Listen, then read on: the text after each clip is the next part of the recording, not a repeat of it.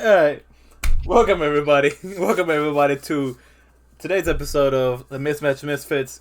I am your host, Illiteracy, aka David. I am joined with my best friends right now. I'm gonna say right now because I don't know what y'all are gonna be in the next couple of days. Look, Yeah, he you- left us for You're Overwatch. about to replace Yeah, I was us. just with gonna shit. say- Yeah, exactly. Overwatch. Go ahead, let it out. Like, Yeah, goddamn. I can replace y'all tomorrow. No, I'm just fucking with you. Wow. I'm just playing. All right. I'm not hurt. I love Cry you. yesterday. No. You didn't cry. No tears. That's where the shampoo bottle lied. Alright, in today's episode, we are talking haunted Texas, spooky Texas. We're all from Texas. We're all Texas kids, Texas boys, Texas raised. As you can see, Adrian here, Right now. fully fitted out. Today's episode, And what's funny about today's episode? If the Cowboys lose, you'll see it live. You will see this live. We have a live reaction. Only if. He just threw a fucking pig. Alright, you will see a live reaction of the football game. You Also in the love to background. see it. We love to see it. We love to see it. Don't cover it now. Alright, yes, I am your host. I already introduced myself. Sam, go ahead and introduce yourself. Hi, I'm Sam. What's going on? That was so quick.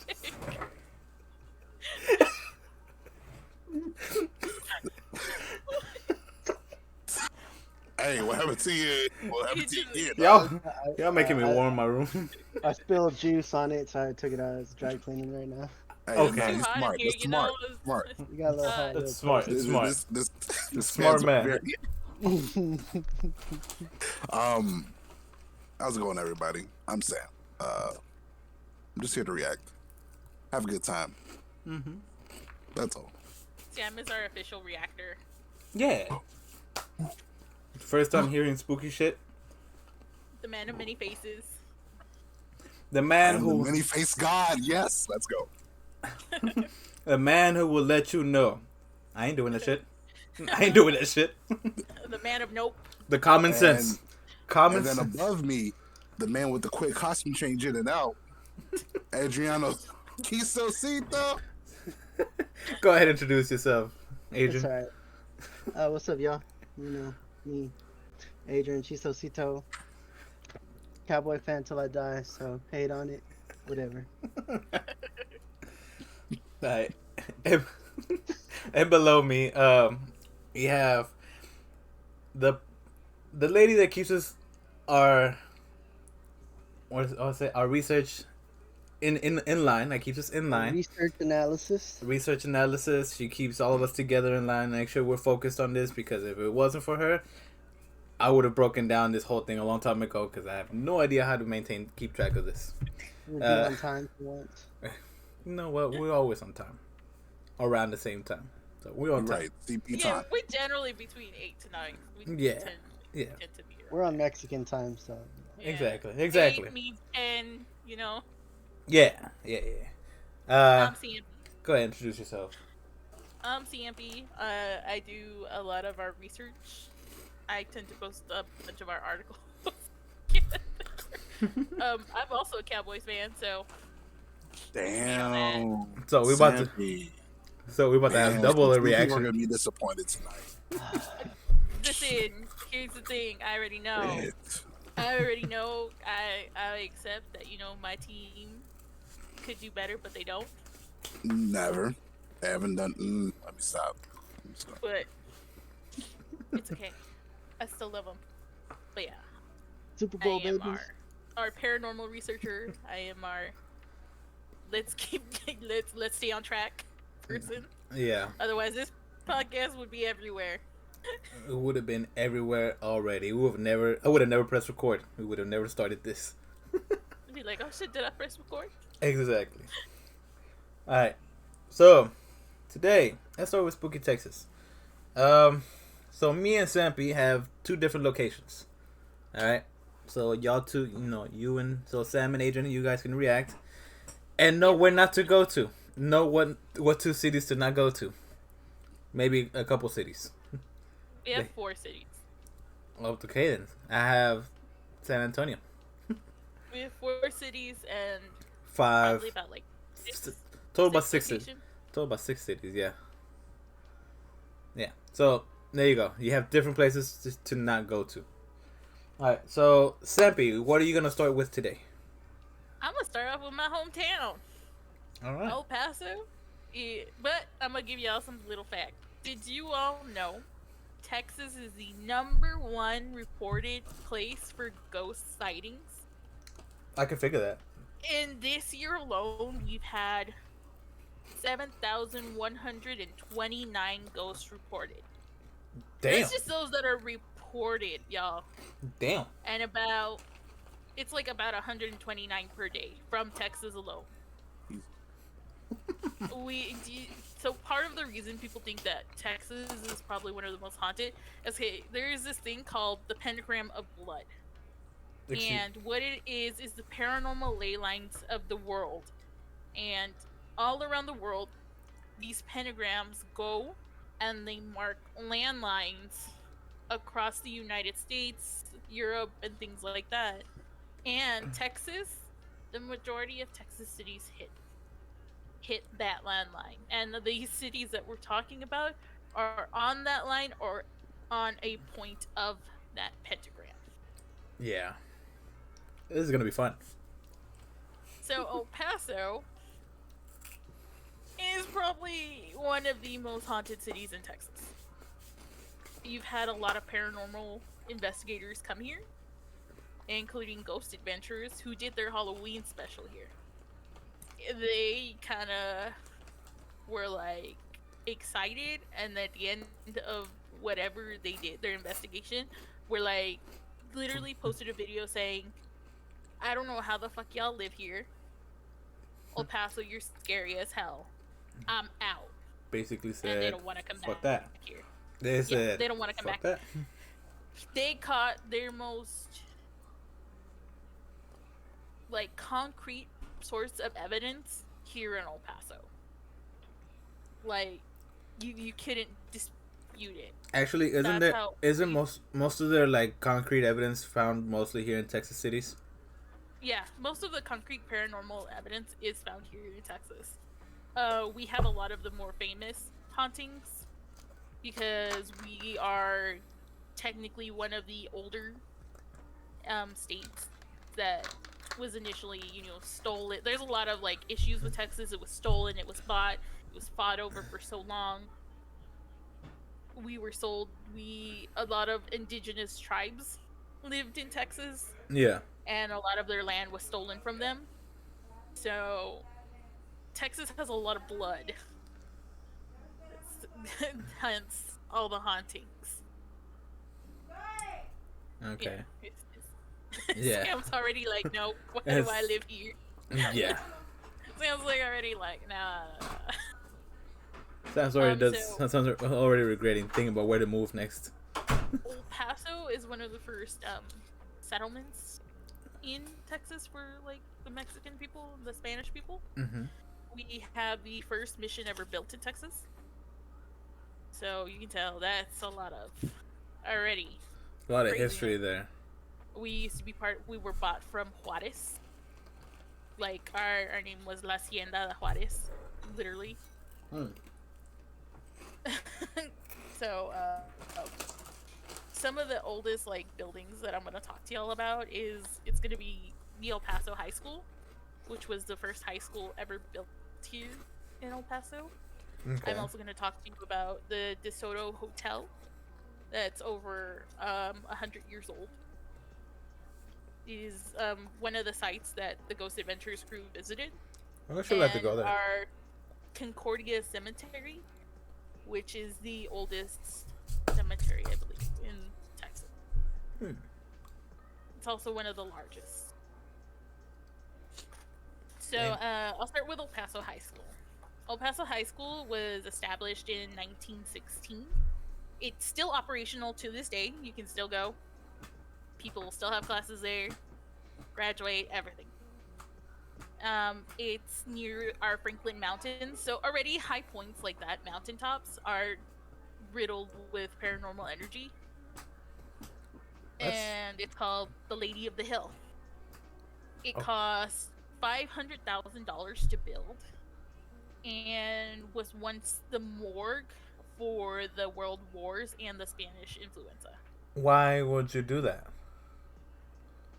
Because it was one of our major buildings. But You know what?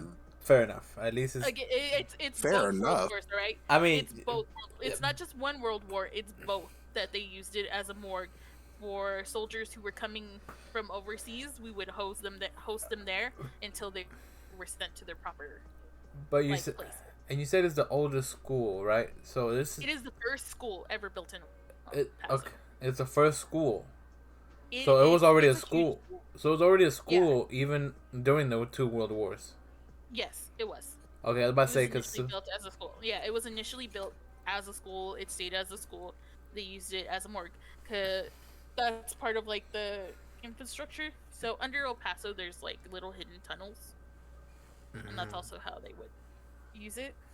okay. And so this is how old it is. That the floors are made out of maple wood. If you don't know, wood is also a very high indicator for paranormal because your energy stays in Yeah. the wood because it was once a living thing. Mhm. So a lot of the things that happen here, so a lot of like the ghost sightings that are spotted at El Paso High School, spirits wandering and wandering through the halls, lockers and doors being slammed and shut, and like they say that in the auditorium people hear pep rallies or basketball games in the middle, like in the nighttime or when the school is empty. You'll hear like games going on. In the auditorium. Lights turn on and off throughout the night. Yeah, in their auditorium. The lights of the school turn on and off. And the major one is that there is a young girl seen throughout the school, whether it be in windows, pictures. She's just seen everywhere in the school. She's the most famous haunting of the school. So I'll start with her. The story of the girl that we heard. Well, I heard. I'll tell you how I heard it. So the oldest thing was like, okay, so there was a girl. She was upset because she was a cheerleader. Her boyfriend broke up with her, so she got really upset. El Paso High School. I believe I have pictures in Discord, so I can show you all. El Paso High School is a very large school. It's not a small school. If you go into our podcast articles, you'll see. Oh no, I don't have it on here. Oh damn! I thought I posted it. Okay. I could pull me it up. pull it up. Pull up. Quick image, real quick. Did you go to this school? No, I didn't. I wanted to, but my family was like, "No, it's too far." Oh, okay. Because it's literally on the other side of town for me. Oh, okay. So But El Paso High School is a really big high school. It's there. approximately. Here, so y'all can see it too. It's that school right there. So you'll notice how like it's huge. It has a bunch of balconies along its some of the window sills. In the front of the school, in the center of the school, is a large balcony. Y'all can see right here.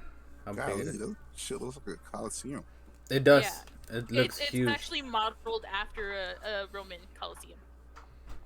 It's Like they said, it was big as hell. built in that style. Hmm.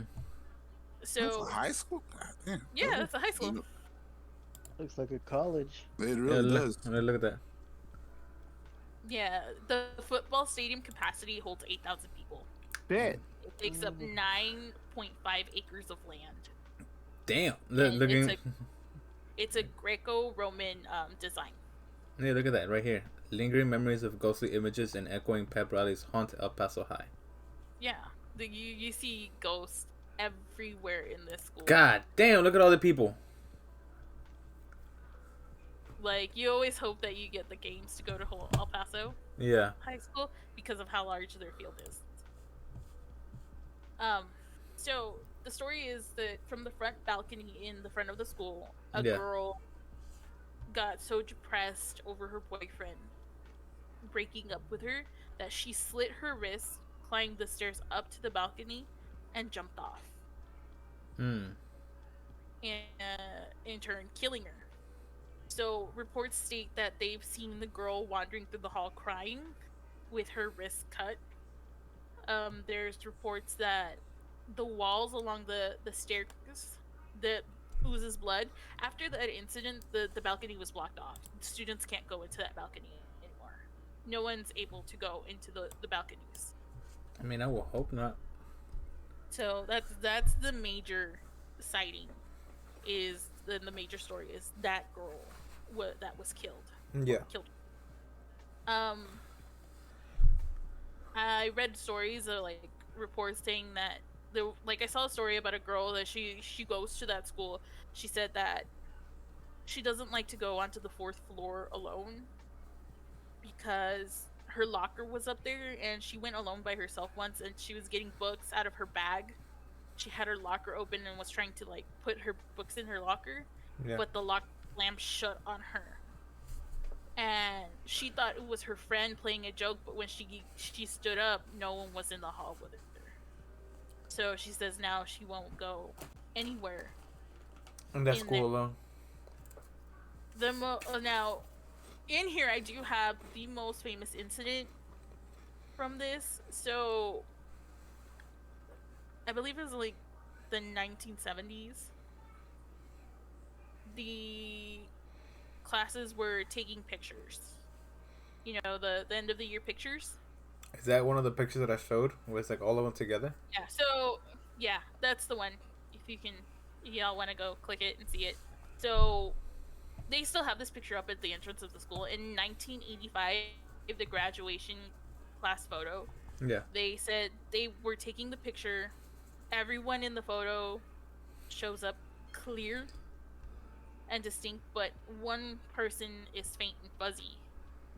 And the story is that a lot of people say that the people of that class, because a lot of people from this class are still alive, everyone who was supposed to be in that picture was present, but this girl shouldn't be sitting there because that's where all the administrators and the teachers were sitting.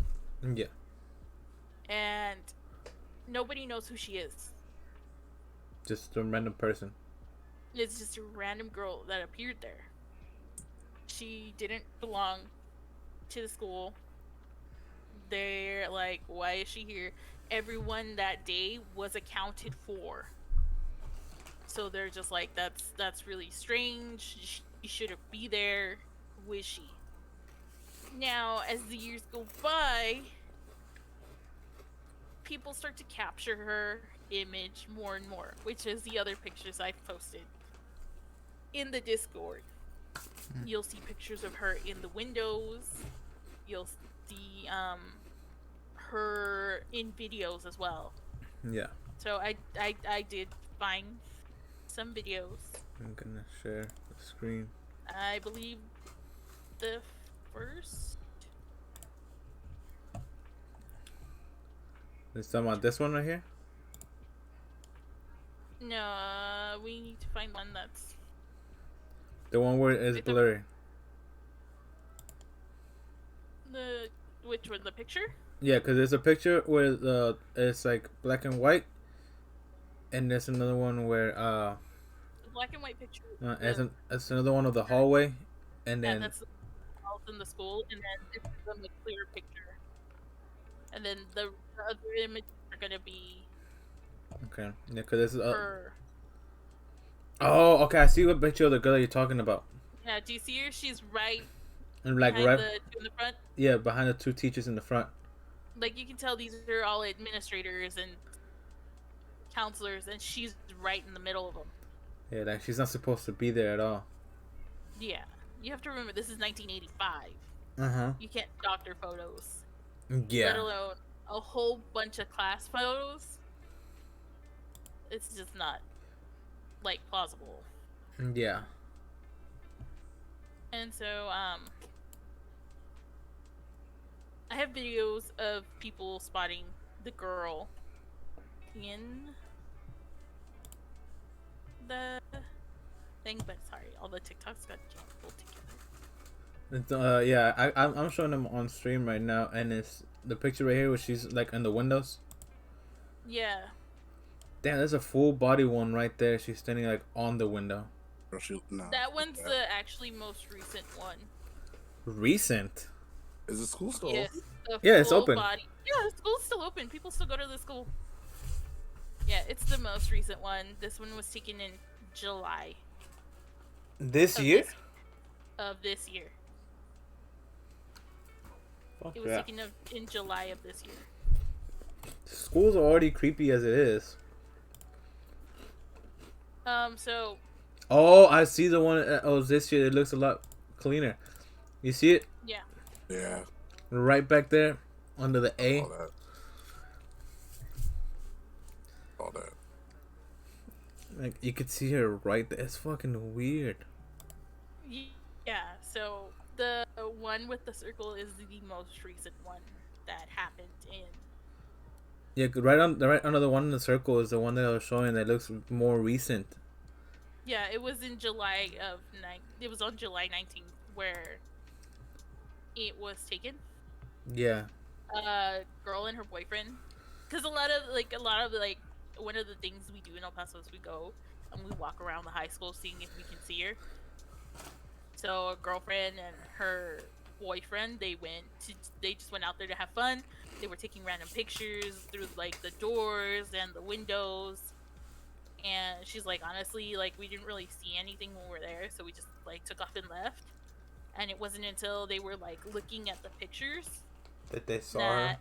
that they saw her, and they saw like the image, and they were just like, that's just weird. And she's like, I swear we didn't edit it, we didn't do anything. This is legitimately her. It doesn't look edited at all. It looks like it's part of the building at first. If you're not paying attention, it looks like a curtain. Yeah, and so they were just like, it's legitimately her. Like we honestly we didn't do anything. I found more pictures.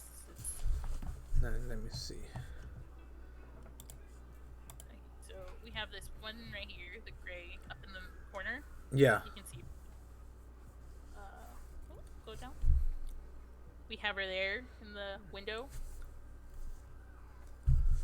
And then we have friends like this picture. You can tell it's just friends just hanging out. Yeah. There she is in the corner. And then that's the one that I had posted, which is her in the window. Yeah. And you can see the balconies, how there's balconies around the school. Yeah. And so, yeah, that's one of the things that people saw. I did find TikToks of people who At El went and Paso visit. High alone. Well, you can see he took pictures. And Pictures I took at El There's Paso something High weird. alone. Mm-hmm. Like watching. Mm-hmm. yeah, like something's watching him from the windows. So then we have this one of, I believe it's the lights. It didn't load. Yeah, I know. It's like, are you gonna load? And it's very frequent that the lights do this. Cause I've passed by and you'll see like the lights turning on and off. Well, we almost had a chance, and then they fucked it all up. And then What? this one. What? Oh, Snuggles came in. No. Welcome. Hello. Hi, Snuggles. We're in the middle of podcast, just so you know. Yeah. Guys, I just had to get mad because the Cowboys lost. Oh yeah, he just ruined my tits. Cowboys probably lost. We were in the middle of too much spoopies. Yeah, it's just throwing people off. I thought it was the video at first. I thought it was a TikTok that you I were was like, showing us. wait, you recorded that TikTok? Jesus. So okay, so this is another one of them looking at the main balcony that I was telling you all about. Look. Look, if you look at the balcony Yeah. edge, you'll see something. No, fuck that, dog. Look. You see it duck out. So that's the main balcony that I Oh, was telling shit. you all. Yeah. Damn. Bruh, And they're nah. like, the fuck is that, you know? Yeah, I would be too. So yeah, that's El Paso High School for you. So there's also other things that go on in this high school. Like I said, there's the underground tunnels, where they would keep the bodies in the morgue, the hallways. Like I said, people see ooze dripping from the walls. The auditorium. There's Thank you a story for the that one bit, night Kawaii.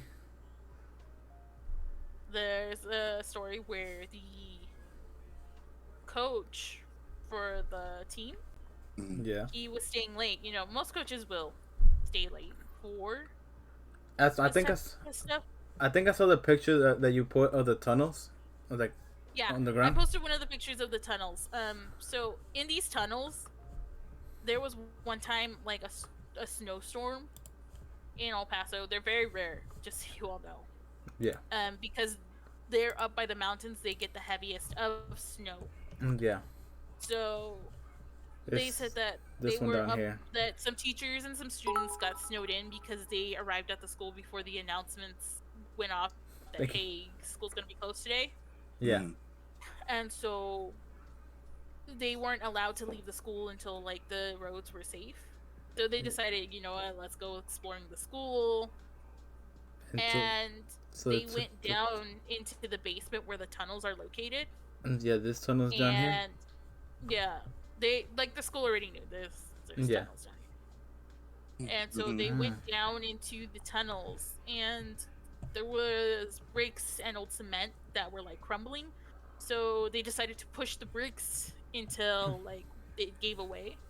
And so they got flashlights and they discovered that they're sealed off classrooms Thank you. in- Thank you. inside those tunnels. And there was like the desks and the books were all set up. Yeah. Like they said that there was Baby Ruth candy bars on the floor. Like if someone from had been the there already. time- from the time where the product was sold for 5 cents. Like that's how old it was. And like Damn. 5-cent Coke bottles. Yeah. And like basically it looked like it was ready just to go and use, is just covered in dust. And so they like people have asked the school for years, why are these 2 classrooms sealed off? And the school just says nothing about it. They're like, no comments. There's no comment whatsoever. I wouldn't mess with that. I'm looking at the. I'm still staring at the tunnel. Sam showed me a video of tunnels not too long ago. Sent me a TikTok of someone traveling through tunnels. And he got dropped, and he kind of took a wrong turn, and he got lost. But on the cool, if we did have a school like that, I would like to go in there and look. But I would just go down, look, come back out, because fuck that, this shit looks scary. Well, it's kind of like when we were younger. We used to at Jump City by Starrett. They had this big fucking storm drain. You just go in it all the way underneath the school, and you'd always hear weird fucking noises. That's and fun. It was just super creepy because the farther in you get, Yeah. the smaller that fucking tunnel fuck gets. that. Nah, bro. Nah. No. What's funny is that my son, the middle boy, he goes to Starrett. I didn't know there was a tunnel there. Behind it. It's behind middle it. boy. The trail that goes. Mm-hmm. Yeah. Okay. So gonna have to the auditorium, explore. the thing with the auditorium is that the doors open and close by themselves, and that they open with such force that the basketball team has to put like the benches in front of them so that they don't open it. Damn. But sometimes that it'll have like such force that it'll just move the bench. And like I said, there's also the late night pep rallies that they'll hear the fighting song and the cheerleaders and they'll hear all these noises, and then when they open the auditorium doors, Nobody there's there. nothing in there. It's completely silent. So you go back down, and then they hear the noises again, and they're like, "What the hell's going on?" And every time they'll go back, there's nothing there. I wonder, do you get used to these sounds though? If you go to the school every day, like, do you get used to the From sounds? what I've heard, yeah, like, cause Yeah. I mean, I used to know You have students who to. go here. They You have no choice. Like, you get used to it. You just kind of like play it off like it's not there. Because a Mm. lot of the students that actually go there don't really like talking about what happened there. I wouldn't either. They're more like, some are like, no, nothing happened, while others are like, I really don't want to talk about it. Yeah. bullshit. They're just like, no, it's cool, you know. Yeah. So that leads me to one of our second oldest places, the DeSoto Hotel. So it has 100 years worth of history. The DeSoto Hotel is one of the most haunted hotels in the United States, by the way.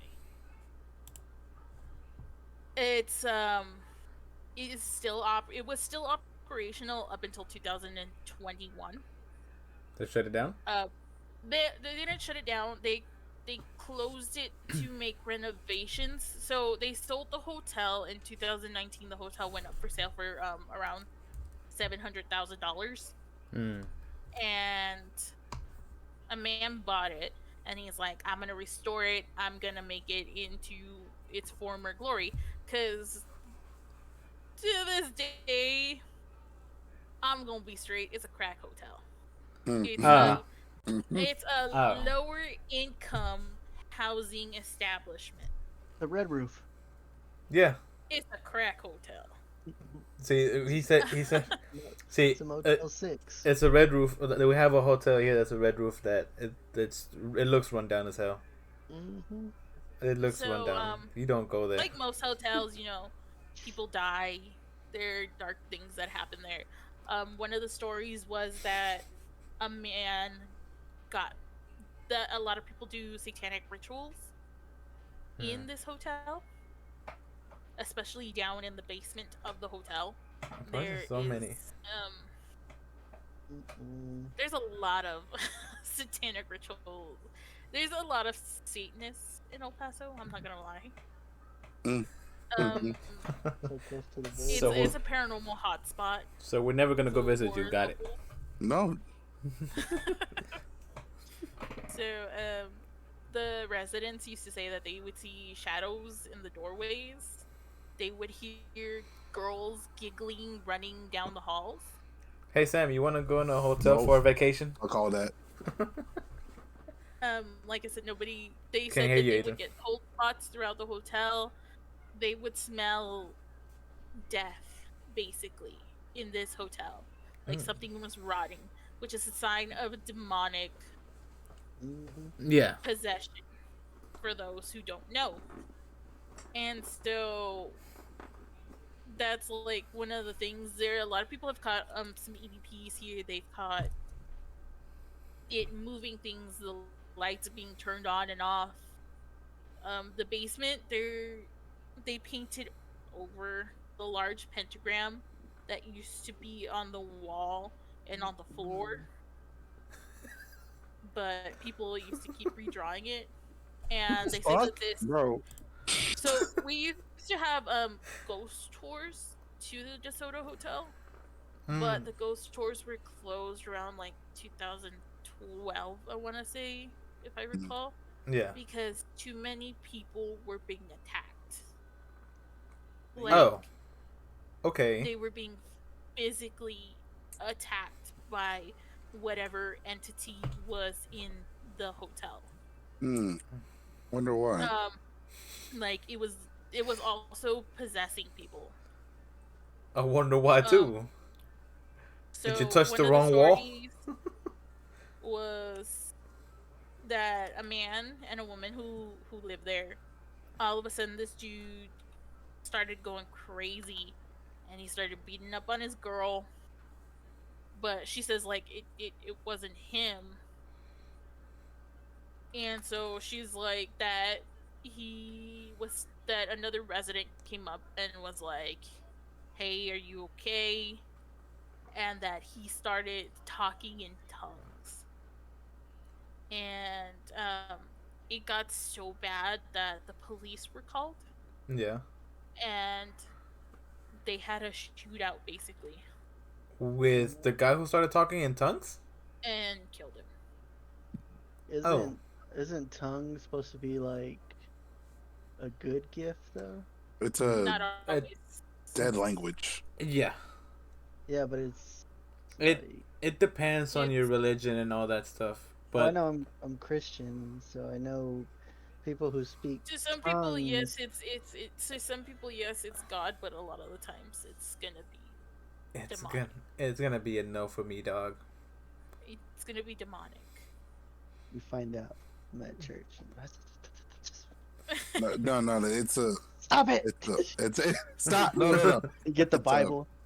What we were told, it's a dead language, or like the Yeah, it's language a of dead the old, like Latin, but like very It's further back. It's Aramaic. Yeah.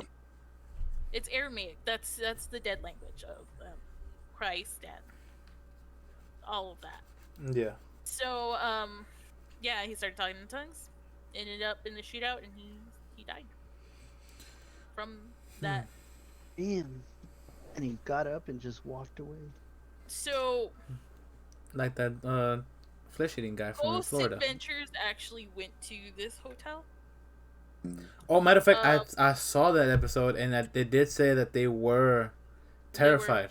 Yeah, they were legitimately terrified. They They had to don't do want- they had to do like what, like a couple interviews with people after that. Yeah, and they were just like, I don't know how you all live here. Mm-hmm. I do have pictures up of the DeSoto. So here's the on. thing: this year the DeSoto burnt down, not fully, but it burnt from the inside. So, The only floor surviving is the 4th floor. From what they said, they don't know Is why this hotel right it here? burnt down. Yeah, they don't know how, they don't know the cause of what started the fire. okay, They so can't figure it out. According to them, most of the structure is still intact. But because they were asked, like, Oh. they asked the owner, what do you plan on doing is this now that it caught on fire? And he's just like, it's just gonna cost a little bit more money, but I'm gonna keep up the reservation of the hotel. yeah. So You see because it, Sam? it's a historic landmark, guys. So Yeah, because it's the oldest he- hotel, so yeah, it's one of the oldest hotels. So he's just like, I'm gonna keep restoring it, but they don't know what caused the fire. And so in this picture, they say you can see several faces of the demons. You mean trying the to one escape. Nope. the one in the chair or the one that's on fire? The one that's on fire. Okay. That people reported, like, seeing Mhm. things. So this hotel is so frightening with negative energy. Standing across it gives you chills. Even after the fire, it's still And horrifying. and is this 'Cause one this I've been across this hotel, and like stood in front of it, and it's creepy. is it like in DeSoto or like still in No, El Paso? it's here in El Paso. It's downtown El Paso. Okay. It's in downtown El Paso. Okay. Hmm. That's that's pictures of the basement. So the reason I have Richard Ramirez here is because people say it looks like Richard Ramirez, who used to stay at the DeSoto Hotel. If you don't know who Richard Ramirez is, he is the Night Stalker. Yeah, this is the one you have here in Joe. So what's with this picture right here with the thing broken down? That's the basement. It's just stairs going to nowhere. Oh, of the The hotel. chair and that one, yeah, the chair and that one are the basement of the hotel. Oh. Okay.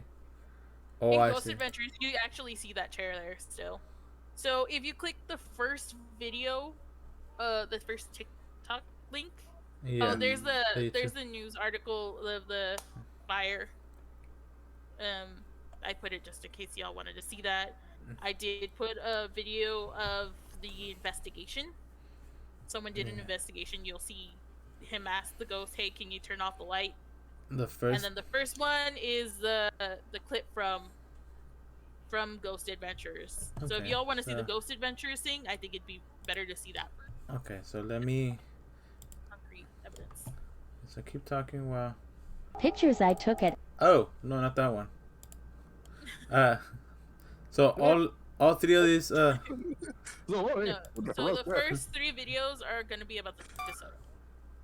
So Okay. the first one So, is gonna be okay, so the TikToks are not. Those are all the El No. Paso ones, right? the El Paso High School is the last 3. The first TikTok that's Yeah. on top of those is the DeSoto Hotel. That's gonna be the Ghost Okay. Adventures clip. Okay. So we I have the see news it. clip from when it burnt down. We have Mhm. one of the tours, and then we have the Ghost Adventure clip. Okay, I thought, hey, and Adrian's back just in time. Adrian. I had to put away some stuff. Okay. I feel I that. I see what you to put away. No. No, he Hey. There was pozole. I left pozole out. Next week, It so I had to was put like it just back. it was a pozole, I swear. It's a pozole. Okay, so yeah, this is the TikTok of the Soto Hotel. Yeah. Collapsed after a fire on February 4th, but its most paranormally active room survived. Standing since 1905, it was a hotspot for violent ghostly attacks, and some even believe the devil lived in the basement. Such a crew at this terrifying camp. We'll never forget when the Ghost Adventures. Oh. Watch as this ceiling fan, Fan seems falls. to slide across the top It of was the dragged. bookcase, then Like, Yeah. changes tell. directions That fan was 90 sturdy degrees on as there. it gets thrown straight down on the ground. Right now, he's talking at the. So Zach goes That's and water? investigates it. You hear that? No. No, the little kid, Mhm. and you hear the rock being thrown. No? And they hear this throughout the night, by the way. They hear voices. They hear no. They hear voices. They hear things being thrown at them. The person you saw watching their monitors, Yeah. sitting there watching the monitor, and the remote to control the cameras slid across the table. He wasn't touching it. There's no one in the room with him.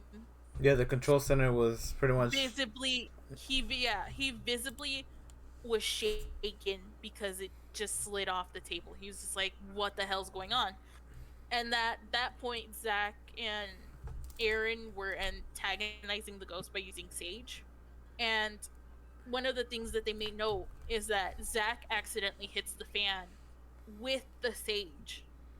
So he thinks that's what pissed off the spirit, and that's why he threw the fan. Oh. So, like, just little things like that keep happening. One of the crackheads stole their GoPro. They actually show it in the show. It's pretty funny. I was just like, God damn, El Paso. Giving us a bad name. I'm just gonna say this so- real quick. Hmm. Sam, lean to your left a little bit. I thought those were eyes. Oh, it's your mic. The metallic thing Over that there. yeah, no, it's his water bottle. Water bottle. It had Bro. two lights. There's not two Nah, bro. eyes. Nah, bro, don't play like that. Dog. He I literally leaned. got scared, like, wait, what? He leaned very slowly. Like, hold So I on, thought what? there was something like right here. and Nah, I was I like, thought so too. I was looking. I was like, I don't see anything. Like, did you see something? No, what's going on? Okay, Okay. so Anyways, one of the other places they investigated, I don't have pictures, I'm sorry, that's fine. is Concordia Cemetery. Concordia So, Cemetery. The cemetery currently is 52 acres in size. Most of our Chinese burials are in there. We have one for influenza in 1919. We have the Freemasons, the Mormons, Jewish. We have Buffalo Soldiers. We have just a section for children. Here you go. That way you guys can see it. Yeah, I was looking at it too. We have it's a really It's big huge. cemetery. Look at the Nowhere. crib. I also want it noted that we built over half of this cemetery. So it's blocked off by a block wall.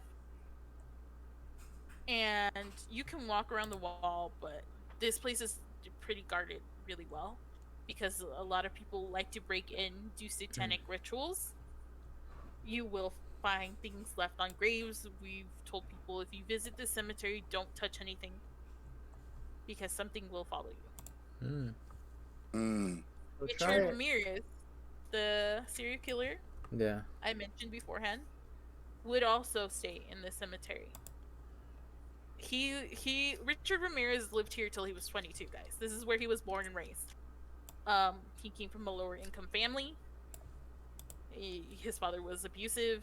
He learned from his uncle how to do satanic rituals. Oh, So look. they believe there. he's the one who really brought the evil. Here's a map of the cemetery. Yeah, you can see that it's all sectioned off. Plaza County, French. I'm not gonna lie, Chinese, the Yandel, Jewish section is the Islamic. nicest section of the cemetery. Of course. Like, Plaza County. it's for Don't say that. Oh, what? The baby cemetery. So what the ghosts that people say they hear, they see a lot of like figures walking throughout the cemetery. Yeah. They hear babies crying, children giggling, laughing. Well, you saw the crib there. Like, there's a tombstone Oh of yeah, the crib. that's children. You Mhm. have children who are buried there. So you hear that. You see, like, apparently some people will say that there are witches, that you'll see them performing satanic rituals. In a clip, I couldn't find the clip, sadly, in Ghost Adventures, they had one of their crew people stay there. Because we have these trees that, like, intertwine. Yeah. And that's where they do most of their satanic rituals, and that's where Richard Ramirez used to sleep as a child. As a child. Yeah. He lived here. He was born and raised here. Yeah. But he would go sleep He, in the cemetery. he would sleep in the cemetery, or he'd stay at the DeSoto Hotel. It was one or the other. He went between the both. So The corruption was already there. Yeah. So you see a bunch of like a lot of people say they see cowboys wandering through the graves. You'll hear horses. From the Old West, you'll hear horses running through. And it's just a really, like, you'll see a lot of dark figures like lingering around. Yeah. In different areas. And that's what Ghost Adventures actually captured, was that he saw 3 hooded figures walking along, and it got so bad to the point where he called the cops to look around the cemetery and nobody was there. But he said that he could still feel somebody following him throughout the night, to the point where he had to even ask Zach, "Can I please leave?" Like, he's like, can I please leave, because it's just too much. They didn't even last long there. No, they said they really did not like being here. Like, they were just like, we're over it. We don't want to be here. It's too much. They were like, I don't know how you do it, El Paso. It's too scary. That does it. Sam is never going down to El Paso. Nope. And then they also put it like, okay, we're the safest city in the United States. Huh? What type of bullshit is that? I'm sorry. That was kind of rude. That should be out. We No are one plays out late. the safest city in the United States of America, because we're next to the deadliest city in the world. What is? So Yeah. we're pretty safe here.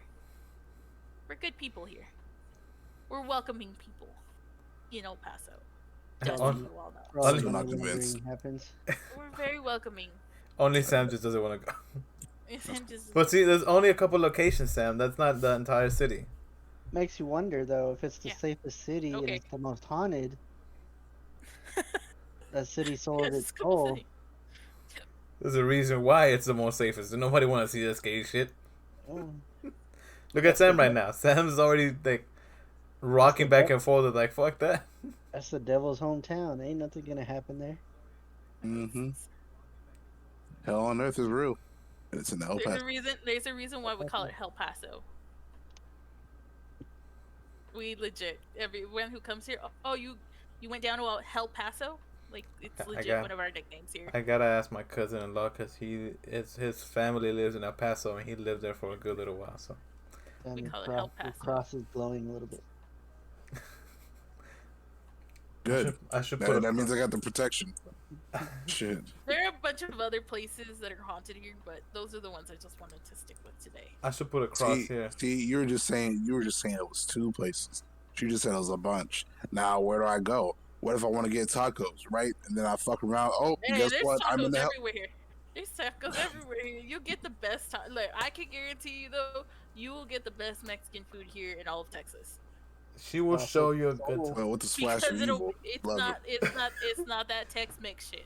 You ever It's seen real Mexican. Supernatural? Mhm. He goes, all I want is the whale, the wishing well, for your soul. What was this? And he gets the Yeah. sandwich. Here's the taco. Now give me your soul. Yeah, exactly. Yeah, no, I'm good. I'm good. All right. So you got done talking about El Paso. Now I'm gonna talk about San Antonio, and then we'll switch back over to Sampi so she can talk about the Devil's Backbone, and then we'll finish it off with a good old location, Goatman's Bridge. Don't look at us like that, Sam. I'm not. I'm just. I could see in your eyes like, yeah. I'm trying to convince you. I know. This is gonna It's keep not going. working. It's like 30 minutes from us. I don't give a fuck. It's 40 okay. minutes. So it's Waxahachie. No, it's I'll- in Denton. I'll- It's in Denton. Look, I'll even I'm not- freaking go down there so we can all go together. Uh, I'll even buy a spirit box for us, Sam. Why? So I can hear? No, Yeah, no. we'll see. We'll show you a clip about it. All right. So Yeah, we got some good ones. yeah. So for in San Antonio, right? San Antonio is just like El Paso. It has a lot of. Only reason why I want to talk about San Antonio is because I lived close to San Antonio. I didn't live there. I have family who lived there. I lived in Eagle Pass. I lived in San Antonio. No, there you go. I lived there. I lived in Eagle Pass, so I was close to it. I knew people that lived there. People would come from there. It was the closest city that we had nearby.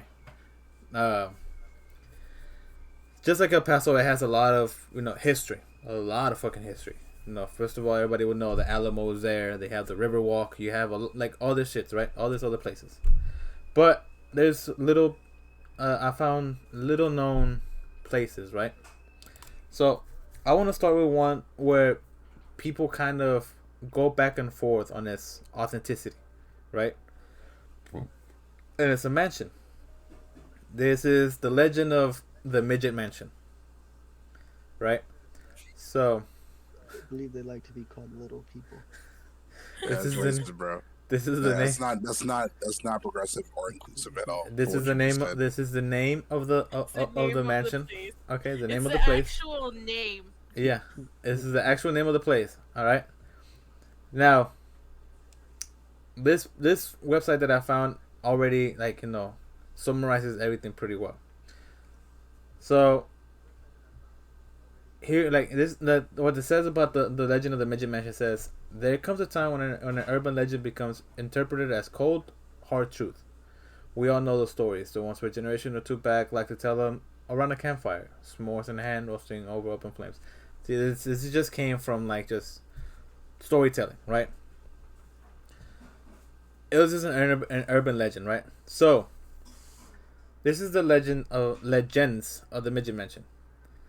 So it says today the former midget mansion is actually home to the new Promontory Pointe Apartments, which can be found in they have the full address, 4114 Medical Drive in San Antonio.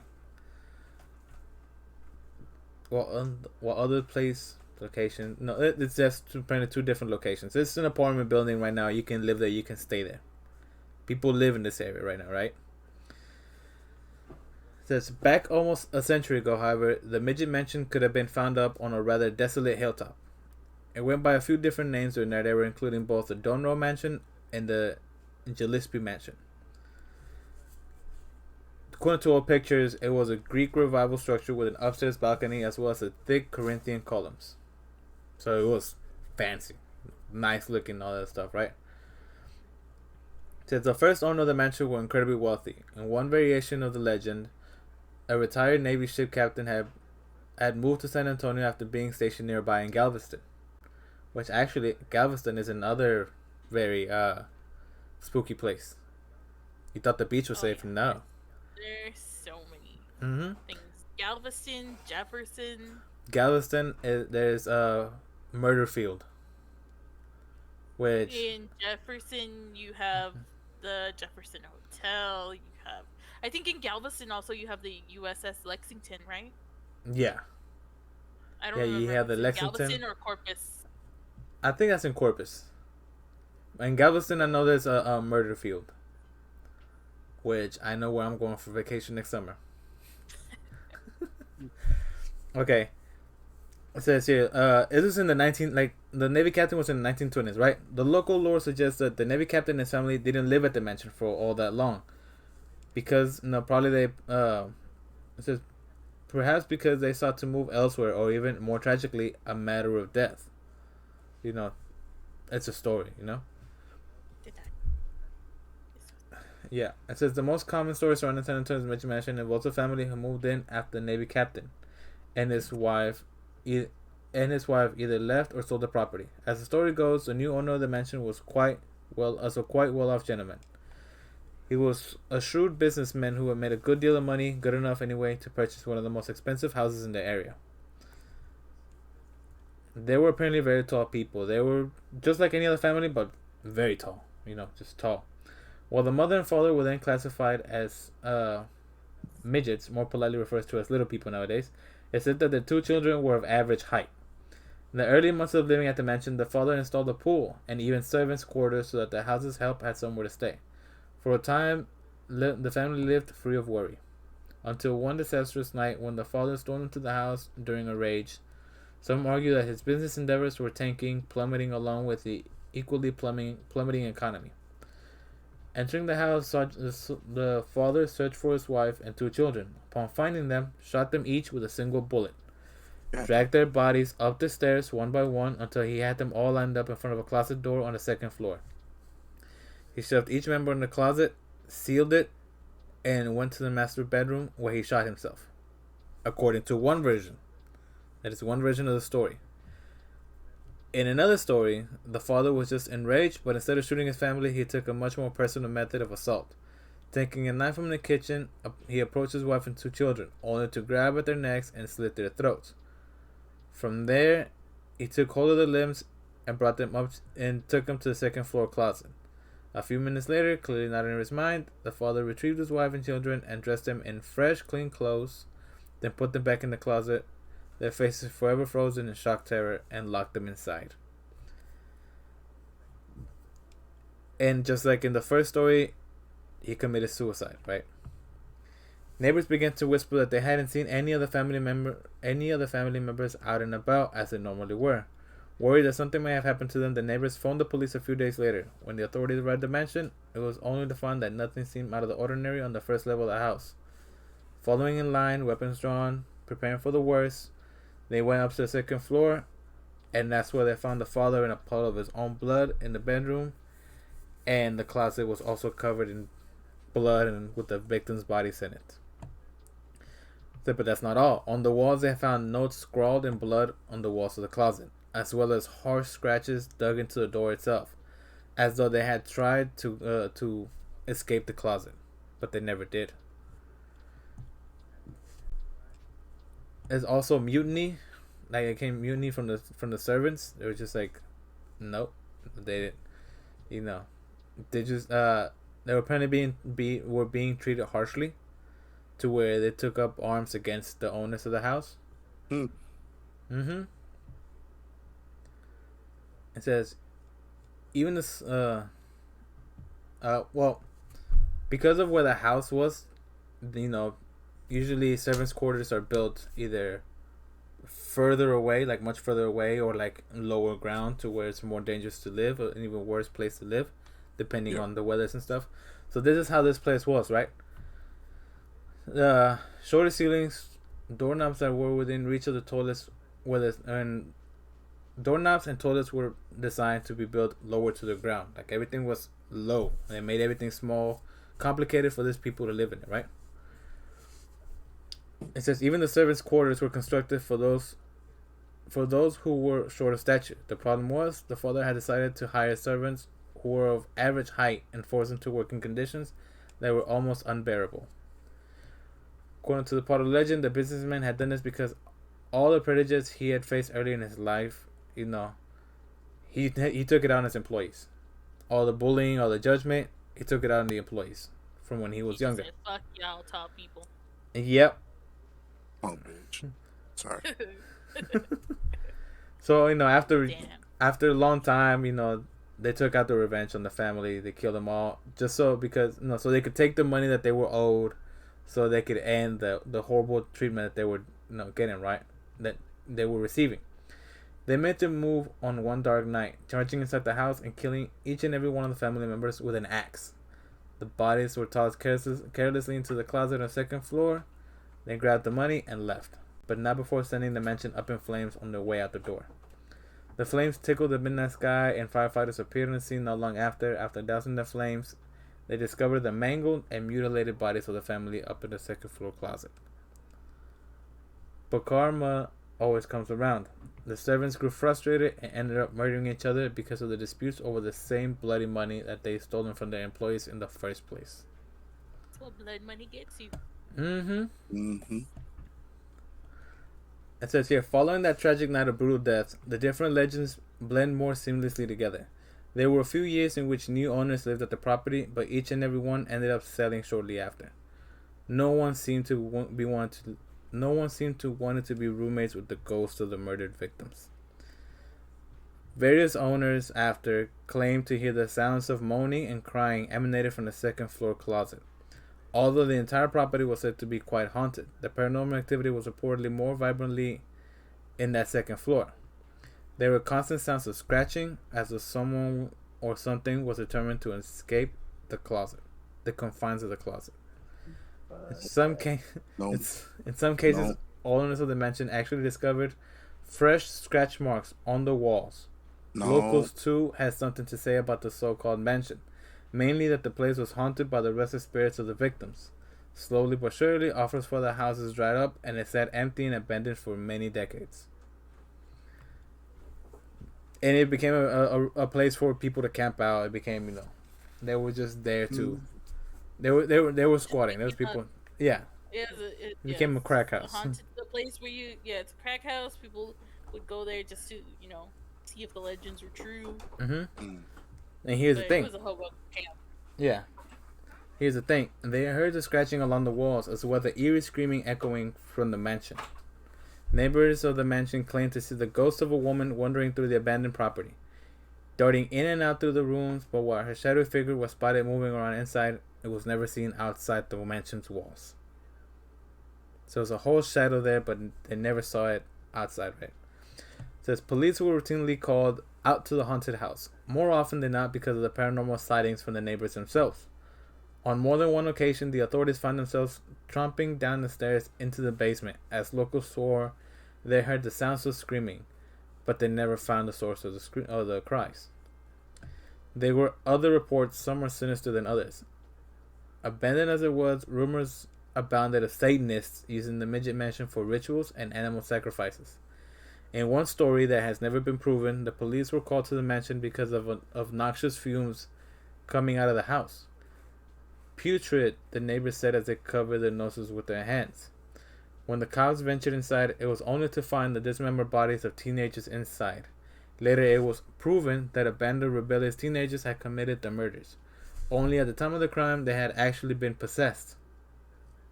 So they claimed, you know. Allegedly, the original father of the house. Yeah, allegedly it was they believed it to be possessed by the father of the house, you know, who killed his family, and ended up killing himself. After so much time, you know, it became just a test of courage. See who's, you know, people took it as a test of courage. See who's willing to go in there after all of this stuff, right? Until the day it was officially torn down, and it was taken as a test of courage until the day it was officially torn down and converted into apartments.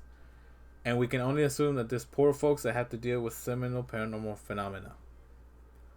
So, yeah, there are apartment buildings right now. Like, right where that mansion stood, it's apartment buildings. So there's only a wall left from the original mansion still there. But you have to really look for it. yeah. But there is a wall still from the original the mansion still up. Yeah, and right here is a picture of the house. Let me see. Let me show you. You see this right here? In the middle? That is the mansion. That's how it looked before it was torn down. It's a nice house, but, you know, nice houses are usually the worst. Possessions and yeah. They're no, exactly. They're no. Hey, how come that house hasn't been inhabited for 20 years? Nope. Nope. Here. It's a nice house. Nope. Here. Yeah, I remember hearing about Midget Mansion when I first moved to San Antonio. Yeah. A lot of people were like, oh, because when I first moved there, it was before the apartment buildings were also built. Oh. And people still went out there To see. to go That's. and camp out there, and they would say you still heard like people screaming in the middle of the night. Like you still get like the rotting flesh smells, like the burning flesh smells. You still like see and hear things. You still get like, those sounds and stuff. Yeah, that's what people used to say when you would go and camp out there. You good, Sam? No. I never went. It was one of the places I never went to. Yeah. I actually went to one of the most. I went to school in one of the most haunted places in San Antonio. Oh yeah, I also had the story that was also there for the high school. But since you're already doing a high school, I was like, I'm just gonna skip on It's that actually one. the college. Yeah, it's actually the college that's haunted, not the high school. Well, I guess it's both because they're connected. Yeah. Incarnate Word, the University of the Incarnate Word, or the High School of the Incarnate Word, Yeah. are connected by a bridge. The whole academic they- system is haunted. They used to be a hospital during, I think it was like the Spanish War or the Spanish influenza. Oh, so it was like Like- forever ago. Yeah. That's around Yeah, the. it was hell a long time ago, and you Yeah. see like nuns wandering the hall at night. Yeah, that was dark times. Lights flicker on and off, and we also house one of the most haunted mansions on campus. On campus. Yeah, it's literally on campus. You can go. Like, I've been in this house because I used to have to go for meetings for clubs, Yeah. and that house is creepy. And I used to live in one of the oldest buildings on campus, as well as my friend used to live on the original Yeah. buildings, and you would hear creepy sounds, and it was colder than the rest of the university, because you have to remember San Antonio is humid. Yeah, all San year Antonio round. is hot. Like It's hot, it's humid all year round. yeah. Gee, When I wonder it's cold, you're like, what the fuck? Yeah. Refreshing, but you're like, what the fuck? Okay. So the second building I want to talk about is a place where you might need to go if you ever get hurt. This is the San Antonio State Hospital, which is still currently running. And, you know, they are I think renovating. They're building onto it currently. Go there. No, was that the video that you sent me on It's TikTok? just not gonna care. Example, the fourth floor, right? It's haunted or something like that. No. Yeah, they said that the fourth floor was or the second floor, the one you sent me on TikTok, Sam. For which one? The San Antonio Hospital, the state hospital. Oh, was it? I don't recall. Oh, I I wasn't sure. sent y'all so many video. Yeah, you do. I remember the video too. It was like 2 nurses or 4 Yeah. nurses were gonna go, 2 chickened out, and they went up the elevator. It was just Oh 2 no, that was guys. another. I know what you're talking about. That was another. That was another one. Yeah, it's another hospital. Okay, all right. I Well, thought that was that. Hospitals are generally typically very haunted. Yeah, That's it's really- Oh, okay, yeah, no, yeah, I remember which one you're talking about. No, that's a different hospital. I don't know. They didn't Okay. say where that one was. No, that But they it's didn't not say. insane- that's not insane show. I just thought No. it was interesting. Yeah, very interesting. I saw part 2 for that one. Very creepy. But yeah. So the San Antonio Hospital, right? It was first originally named as the Southwestern Insane Asylum. It was one of the original insane asylums that they opened up in San Antonio. Right? They have the whole address and everything here. You can still go, like I said, like they still tend to patients and everything. They have the pretty pictures where like, oh, we'll take care of you and this and this and that, right? It says so there are new buildings because it's been in renovation. They always have to upgrade hospitals, make sure everything's kept up with modern times, right? Okay, so if you look up the San Antonio State Hospital, you're gonna see abandoned buildings, rundown buildings. That's not the hospital at all. Those are just old buildings that were there. That's not the scary one. That's not the creepy one. Like the one, like you usually think, oh, the abandoned one this is the old one. No. The main hospital, the new fancy brand new looking one, that's the hospital. It's just been renovated after so long, right? Okay. So the first center established in Texas for those suffering from mental illness was the Texas State Lunatic Asylum, later assigned a more politically correct misnomer, the Austin State Hospital. Although the site did not begin operating till May of 1961, right, with 12 inaugural patients, right. That was in Austin. San Antonio's first mentally ill was the Southwestern Insane Asylum, which is the state hospital now. And that building was established in April 6th of 1892. That's when this one was established, in 1892. The hospital was built on 640 acres and had the capacity to hold 500 patients. The hospital was so big, it was so much land that it was a self-sufficient village. It had crops, it had livestock, and a lake for fishing. People could take care of themselves, right? In the year 1910, the hospital was given $100,000 for expansion, and by 1912, they were able to accommodate up to 1,140 patients. In 1925, the state asylums decided to drop the terms such as insane and lunatic from their names. So it changed from Southwestern Insane Asylum to the San Antonio State Hospital. This is in 1925, right? The following year, 1926, the hospital's capacity averaged around 2,103. Yeah, Patients? Yeah, patients. That was How the many on- capacity. You That say was how the- many on staff? No, they didn't say how many on the staff. But so this hospital always suffered from overcapacity. So much so that at I think is it in the 1960s? It says here. Yeah. No, 1930, 1940, people were being turned away because they could not fit anybody else. Mm-hmm. So it says here, after expansion in the 1920s, the San Antonio State Hospital continued to grow even larger. Even so, the hospital almost always surpassed capacity. The superintendent of the hospital recognized the hospital was at its breaking point and that it was in desperate need of additional facilities.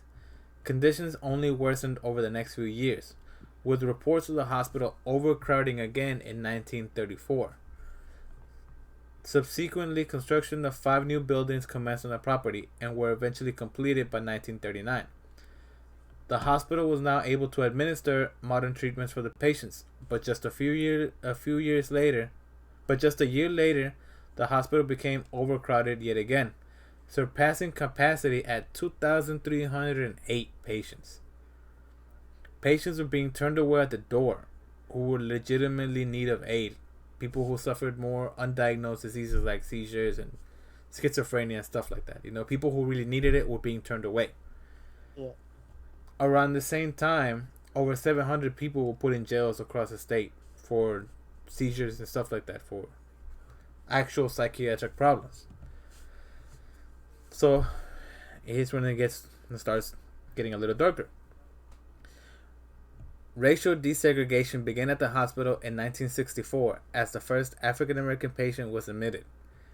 In 1964, caseworker Helen Cloud Austin became the first African American member to become a member of the hospital's elite staff. There was progress in the 70s still, but this is when it started, more accidents started to happen. This is when, they were still so overcrowded, more accidents started to happen. It's around 1970s, it started becoming, they became an actual hospital with more accredited hospitals.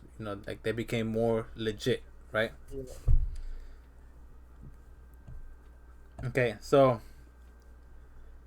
the halls of this institution are littered with the discarded memories of former patients. The hospital officials may want to forget the long train of abuses, but the souls of these departed patients will never let that happen. The restless spirits roam the grounds, trying their best to warn current patients, fearful they may meet a similar fate. Right? William I. Brown. In 1910, the alleged insane Brown sued for being incarcerated at the state hospital. It was reported on March 6, 1910, that a man was held at the asylum for 12 years. This case was one of those stranger than fiction stories. William Brown was released from the insane asylum, before it was a state hospital, on orders by the county judge based on the illegal restraint of liberty. After spending over a decade in the asylum, William Brown was once again free to live his life. 12 years prior, Brown, alleged to be a heavyweight drinker, was consigned to the asylum based on the recommendation of one Dr. Miguel Barragon. Only Dr. Barragon's diagnosis and condemnation of Brown was done without an adequate examination and the proper process of law. For a decade, Mr. Williams kept fighting for his freedom, only to be blocked by those who were interested in keeping him locked away. Finally, in the year 1910, William Brown was granted a hearing to determine if he was now sane. It was done in the day. William was asked a series of perplexed questions. Thankfully, Brown was successful in answering all of the questions to the judge's satisfaction. He was restored as a sane man, relieved on his part, no doubt, since he'd been locked away in a asylum for a dozen years. Okay, so this is 12 years, not long after William was put in a insane asylum. It was no longer after this time that his father died. In Brown Sr.'s will, William was given a share in a very valuable deal of property. So this is the reason why he was put away. Because he was given a large property and his family wanted to keep it, right? He's like, nah, homie, that's our land. Yep. Family, though, that's what not well. Oh, yeah. Greedy motherfuckers. That's why you don't mess with family.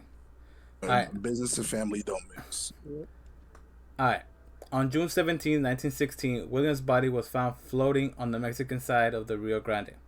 According to newspaper accountants, he had been murdered near the Brownsville and Matamoros Bridge. Coincidentally, his brother Albert was the mayor of Brownsville at the time of his death. While we don't know the particulars of Brown's death, it's safe to say that his siblings were once again in control of his finances. This time was for good. I heard Brownsville is pretty haunted too. Yeah, that's also a pretty fucked up place. Just because they have a lot of things like that. That there's a lot of people who got murdered. In Yeah. Brownsville. It's apparently a lot of the people here are coming from Brownsville that ended up being there. So Brownsville around that time was just sending people away to San Antonio. You think they have one of our oldest prison systems there, don't they? Yeah. So there's this thing that they call in the hospital the March of Death. Mm-hmm. So a number of Valley people died under mysterious circumstances at the state hospital, ranging from teenagers to the elderly. One of these poor souls was Chautemco Garcia, or Chino, for short.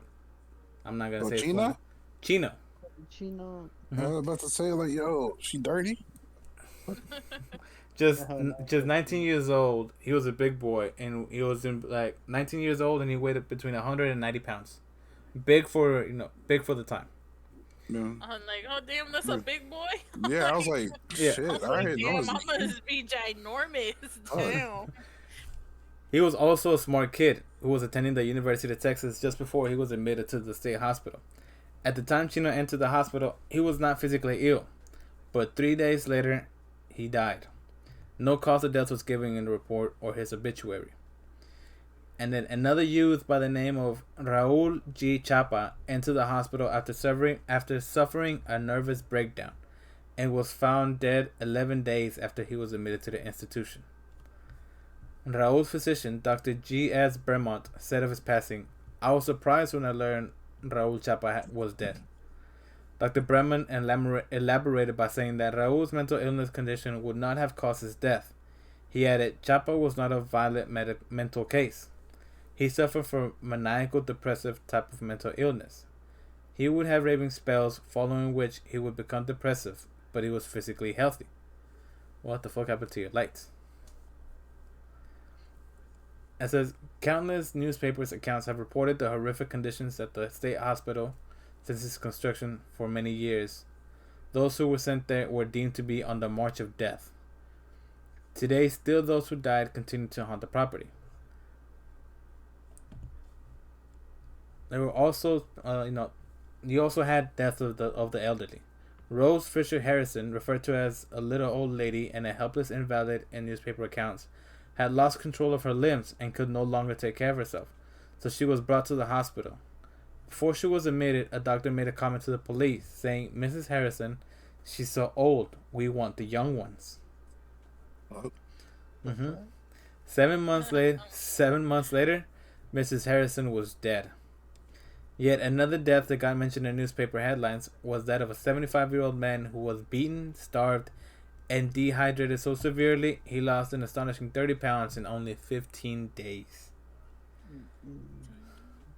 These stories told by and revealed by the press ultimately spurred Coke R. Stevenson to open an investigation into the hospital's action. Weaver Baker, chairman of the State of Board Control, was put in charge of the investigation, though little was ever actually done to help the people held at the San Antonio State Hospital. Okay, there's just a lot going on. It says, with a history as murky as the San Antonio State Hospital reports of haunting are undoubtedly believable. One person who used to work at the hospital claims that the grounds are madly haunted. It would be weird if there wasn't a single ghostly tale at the property. A current employee of the San Antonio State Hospital said, I worked there. Been there for 8 years. It's a scary place. Another employee said, there's death around. We hear and see things. Like, this is just like what people say to people that work there. Like, they just can't stand being there. Mm-hmm. Says, recent stories.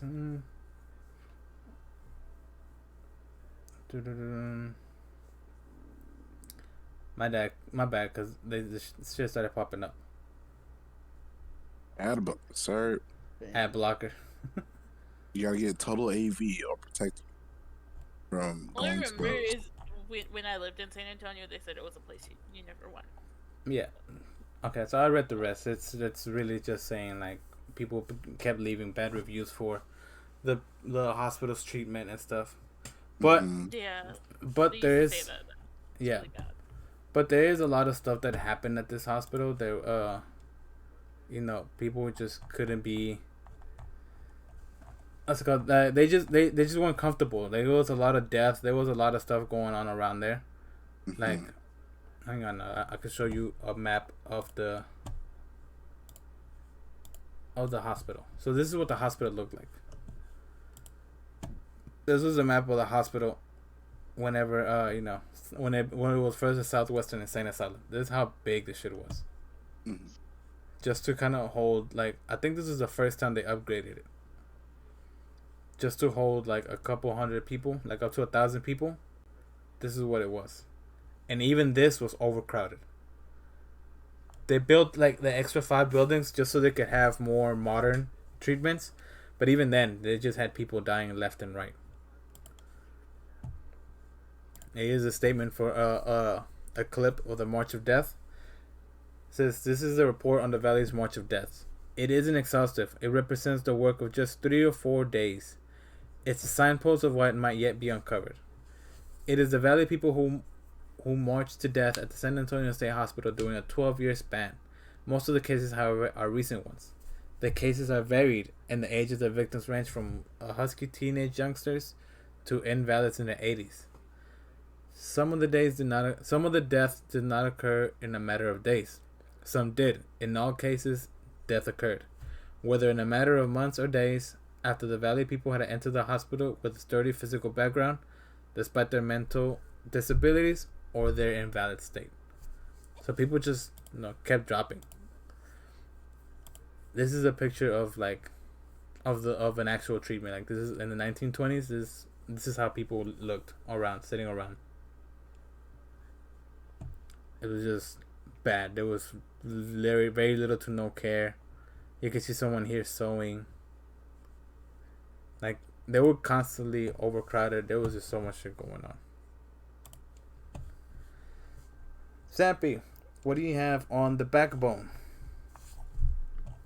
Oh, we just going into it. Okay. Yeah, because there's nothing there Devil's for me. Backbone is a stretch of road.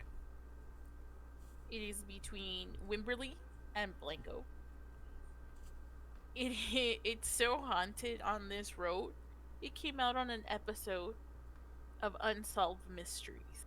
And you gotta be like the baddest of bad to come out on Unsolved Mysteries. Yeah, you gotta be. So, the funny thing is, the view from this it's a panoramic view. Like, it is a beautiful stretch of land. So, the view along Ranch 32 between Wimberley and Blanco, it has the sweeping hills, the cacti, and it's divided by, the long spiny rocks, called the Devil's Backbone. It was once the stage of a Western drama between settlers and Native Americans. Today, local ranchers have reported ghosts of the Native Americans hurdling cattle over the backbone, while others witnessed groups of tormented Setting the Confederate soldiers record on of people. horseback galloping through the hills. So, I've been to the Devil's Backbone. How was that? Because I go to Austin frequently. Mm-hmm. In May, if y'all remember, I went to my uncle's wedding up in Wimberley. Oh. So I was 5 to 10 minutes away from the stretch of road to come into where I was staying, my B&B, and to go to the hall or the ranch that my uncle held his wedding. We had to drive through the backbone. So, it's between Texas Farm Roads 12, 165, 2325, and 32 along US Highway 281, which is basically, the main highway if you're going anywhere in Texas. What is it? Devil's Backbone, right? Yeah, it's the Devil's Backbone. It connects Wimberley and Blanco. Its most iconic view is the limestone rocks. You go in between, I don't know if y'all travel through these back roads where it's just limestone upon limestone. I don't think I have. and you just go through it. Like, I've passed by this road so many times, and it's beautiful, and there's nothing out there. You wouldn't think that such violent things happen. So, again, we had the white settlers taking the land away from the Native Americans out there. There's In more recent years, I'm sorry. There's a website that says how to experience the Devil's Backbone in Texas, yeah. and it says Devil's Backbone Scenic Drive. It's apparently a very scenic road. Yeah, oh no, it's fucking beautiful out there. Like, normally I'll take pictures when I'm like driving by there because I just think it's really pretty. So in recent years, along this stretch of highways, there's been a lot of numerous fatal car accidents. They even have like a gate up where you can where there's crosses and things like that.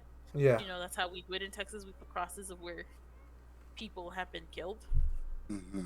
And so you'll see crosses up against a fence somewhere along the way. A lot of the ranches around that area claim that they see lights from lanterns Yeah. traveling through their ranch, or like torchlight. Drivers have also said that they see these lights like behind them. So I actually have a story. So like I said, I went to Wimberley Yeah. for my uncle's wedding. My brother was driving my grandfather back to the B&B. This is my youngest brother. He doesn't believe in like the spirits. supernatural like that. This is the same one that I had the experience with the Llorona. Is He it doesn't believe in this stuff. Is it one of the ones that popped up behind the camera whenever you went to the restroom that one day? Yeah, no, that one was that's my middle brother. He's an idiot. Oh, okay. I love him, but he's an idiot. That was him and his friend Jay. Ah, okay. No, this is my baby brother. So he had to go take my grandfather back to the B&B because my grandfather was like, I want to go get my stuff because he was gonna stay with my uncle. Yeah. And so my brother drove him back to the B&B. He said that on his way back, after dropping my grandfather off, Yeah. he said that he saw, like, as if a car was trying to pass him, and like it's following him. But like when he would like slow down, nothing was there. Like he'd see it in the mirror, but he'd look back, nothing. And he's like, he just kept going, like, I kept wondering why this car wouldn't pass me. Yeah. And he said that when he pulled in to where the entrance to this ranch that my uncle was having his wedding at, no car passed by him. So it was just him on the road, but he could swear there was lights behind Yeah, him. he could swear there was lights following him. And so another account that people say is that when you're in the car at night, you'll see something running on the side of the road. Fuck that. To chase your car. No, I already have a bad imagination at night. No. Fuck that. And so one of the nights we were going back, Yeah. both my brothers actually said that they saw this. Is that they said that they claimed that they kept seeing like something running on the side of the road as if it was chasing the car. Girl, I gotta get gas tonight. You know how tripped out I'm gonna be. You gotta go. And Oh, so- damn. What? That's what they said that they kept seeing. And the B&B, so that night, that when we went back, the night of the headlights, Yeah. Hold on, real quick. Did they see? they couldn't tell what it was. But they just saw legs, a figure moving They towards saw them. a figure It was running moving beside the towards, car. like chasing, running beside the car. Again, this is just a stretch of road. Like there's really no buildings there because that's how like desolate it is. So it's like And so- it's like driving from here to Corsicana. It's nothing but back roads. Or Fuck off. driving to the Texas Motor Speedway. Like, you know how there's nothing out there? You won't. There's nothing there. Mm-hmm. It's just plain, fields and Texas land. Hills have eyes type shit. Yeah. Yeah. So we came back to the B&B. Yeah. This B&B, I'm not gonna lie, it's like I said, it's 5 minutes from the Devil's Backbone. Yeah. They say So it's the right people who there. live around that area, they're affected by it. Like just the energy from the road. Like surrounding people are just affected by whatever like negative energy Isn't comes this from this land. isn't this where they also say that that the black eyed children appear a lot? Yeah. So the first night that we stayed in the B&B, this B&B had a lot of antiques. Yeah. Old Western antiques. Yeah. It had a old mirror that you could tell it was old just from like how the glass was all fogged Yeah. Oh, okay. and like dirty. And so my brother was staying in the room that was right next to the living room. There's no door to this room. It's just a curtain. So he said he was laying in bed and he kept feeling like something was watching him from the living room. Now me, I'm in the room off to the kitchen. It's Yeah. just a small little nook of a room. This room just it's felt like something was in there with me the whole time. And one of the nights my brother went to Austin with the one that showed up on the camera. Yeah. And I decided to stay in his bed because his bed was far more comfortable than mine. Yeah. And I felt what he was telling me, that it kept looking like something was standing in the living room watching me. No. And I was just like, and see, the only ones that were in the house that night was my mother, I, and my son. And my mother and my son were sleeping in the room in the far back. So, So no possibility of them being. Yeah. Like, there's no way that somebody could be there. Yeah, no one could be there. Mm. So the last night that we stayed there, again, everyone came to the house. We were all there. My brother and his friends were messing around. Yeah.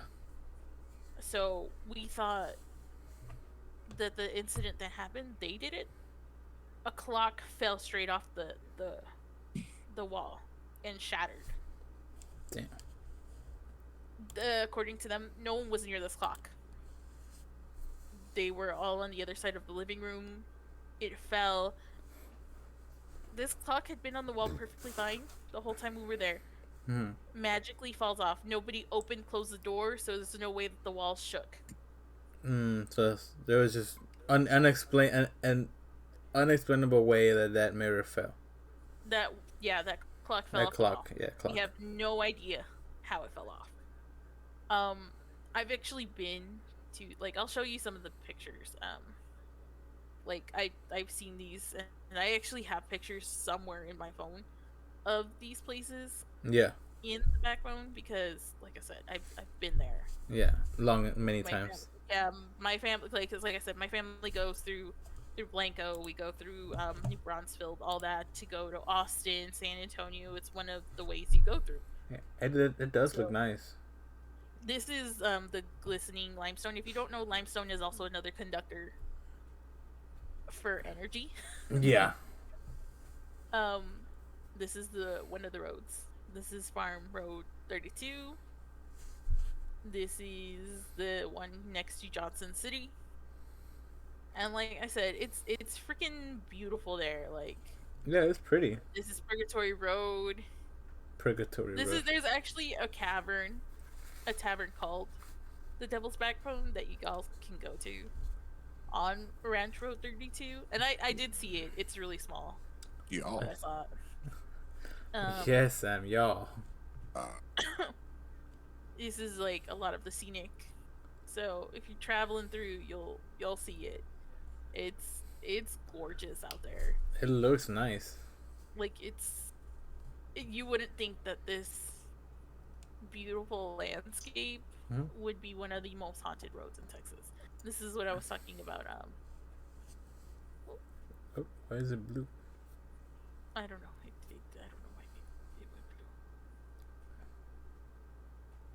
This is the gate that I was talking about, where they leave tributes to the Native Americans and the Mm. people who died on this road. Oh, And it's right okay. by Wimberley. It's covered in like. Wimberley, it's seriously just country. It's just ranch country. There's a lot of like wineries and things like that out there. Yeah. It's legit just like you had to go to get DoorDash. You Yeah. had to come all the way from either Blanco or from San Marcos. That's how out there in the middle of nowhere it is. Yeah, it is tucked away. Hmm Yeah. Like it's all wineries, ranches where people have weddings and things like that. Yeah. Legit, that's all It- Wimberley. There's a is. sign for Devil's Backbones Tavern. Yeah. So, if you're ever out driving towards San Marcos, New Bronzeville, just look out because you might be I'm gonna. on the Devil's Backbone. We're gonna plan a trip through one of these roads. Sounds nice. Better not. I mean, honestly, nothing really bad happened. It's just really haunted. Like I said, it's supposedly haunted because of the Native Americans and the Confederate soldiers. But at night. That But at night, it's fine. yeah, And I've gone through there at night, and it's true. You do see some weird things. yeah, no, I'm good with that. I'm You're gonna Good. pass out as soon as the sun starts to set. Sam is out. oh fuck Like, nah. I'm gonna wait because why would I pass out? Then everyone He's like, I'm gonna is sleep during the day, and then I'm gonna. be up at night to make sure none of the bullshit happens. Nah, because see, look, if I go to sleep at night, then I wake up at 3:33, car's cold, everybody else is gone, and then it's just me and some other random chick in the front seat. Nah, bro, I'm good. Where would this other random chick come from? I don't know the person that took y'all because look, where'd y'all go? I don't know. I was asleep. I don't never fucking know. Look, I just wake up. I see that. Take me now, Lord. That's it. I'm gonna just. Yeah, I'm not fighting. 'Cause Like, I'm I'm not just about to gonna- get out. I'm not about to get out. You're only gonna make it worse for yourself. Yeah, exactly. Like, oh, I'm in the middle of nowhere. I'm not about to run into a random house. Oh yes, come in, baby. We have You soup have to, and you have to tofu. remember, these are ranches. It's not even houses. It's ranches Yeah, fuck that. I'm not going to no farmhouse in the Oh. middle of nowhere. tonight. Like, you have to drive down these dirt roads to get to them. We're having. Adrian, meetings we tonight. can't hear you. What do You're mean? you're muted. Sam's like, I'm muted. No, No, that's I'm Adrian. Sam's like, I'll take the night shift so I know where we're going at night. Mhm. Make sure we get past this area. Yeah. yeah. He's gonna speed by it too. Straight He's up. like, Why are "Did you see speeding? that?" Nope, we didn't see nothing. I didn't Keep your see eyes nothing. forward. Keep your eyes forward. Keep your I'll make eyes. sure. Oh, the only way through is Devil's Back. No, we're making a detour. We're going back 2 hours. Google Maps can We're detour. gonna- Google gonna Maps go can detour. around. Google Maps can detour. Fuck all that. Alright. I was gonna say I have a story also. Whenever I lived in Eagle Pass, I was also pretty trippy. It reminded me of it when you said that there was somebody like they felt like somebody was looking at you through from the living room, right? Mhm. So I remember when I lived in Eagle Pass, right? We would stay up all night, right? I think I've already told this before, but we'll stay up all night. I used to live with my step uncle.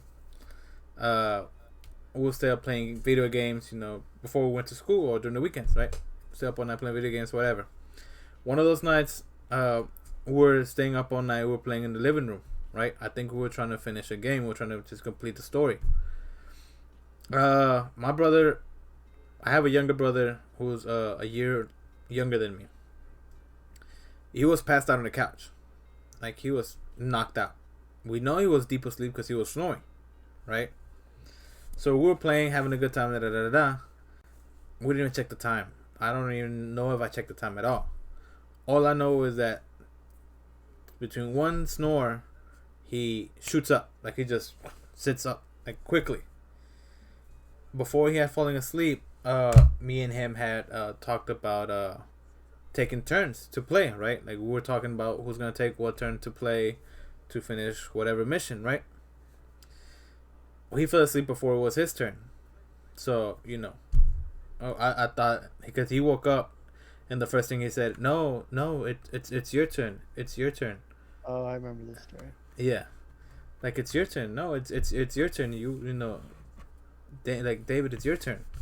I was like, what the fuck are you talking about, right? But I would look at him, but he wasn't looking at me. He was looking straight into the kitchen. Now, the kitchen, like, it was a trailer home. So the living room and the kitchen were, like, literally right next to each other. It was just a long, straight trailer. But he was looking straight into the kitchen. Let's say, you know, like, the kitchen's, like, right there, right? I could see straight to there, right?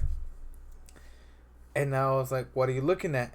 And then all of a sudden he turns his, like, where he's sleeping, like, in the couch that he's sleeping on, is directly in front of the front door. Like, the couch is this way, front door is right there. He's looking to the kitchen, and then he turns, and he's like, no, it's your turn. He said it's your turn. It's your turn. And I'm like, what the fuck are you talking about, right? So he had his eyes closed until he turned to the door. So me and my step uncle is a year older than me, like a year and a half older than me. We turned to look at the door. Tell me why we see, like, you know, this is a one of those doors that's like fiberglass on inside and outside, and like the aluminum in the middle.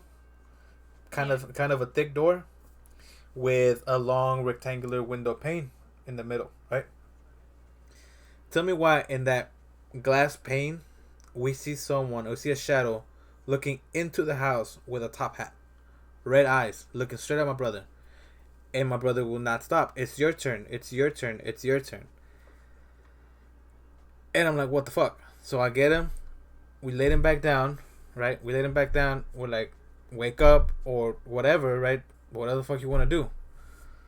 We covered, like, he fell back asleep. So we covered him up with the blanket. We're like, just disappear, right? Cause we put we put something else on top of him. So just like, fucking disappear, right?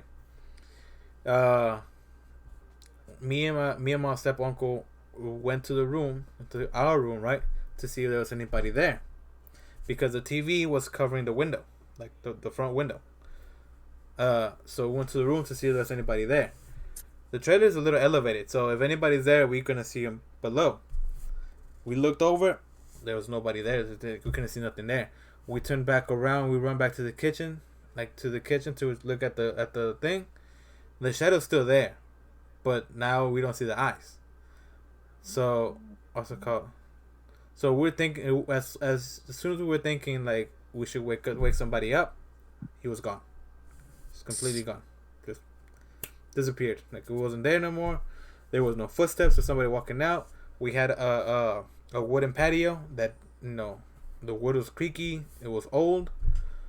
You could tell somebody walks away. There was no sounds. We had dogs outside. No dogs were barking. It was quiet. Completely quiet. I was like, yeah, fuck that. We gotta go to bed. Like, we gotta go to sleep. I think not long after that, we grabbed my brother. We brought him down to the floor with us, and we all slept together on the floor. I was like, fuck that. Oh, nah. You'll Yeah. sleep in here.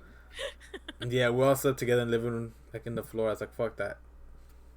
I'm like, I don't want to go to the room because the bed in the room was right next to the window. I was like, I don't want to do that shit.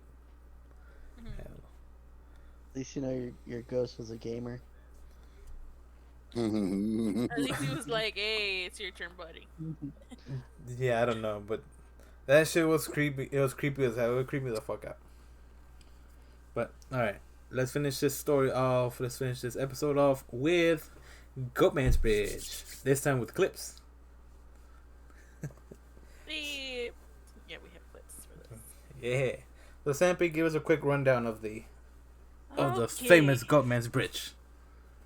So, the Goldman's Bridge, otherwise known as the Old Alton Bridge, took 2 years to build. It was made to open traffic between Dayton County and Copper Canyon.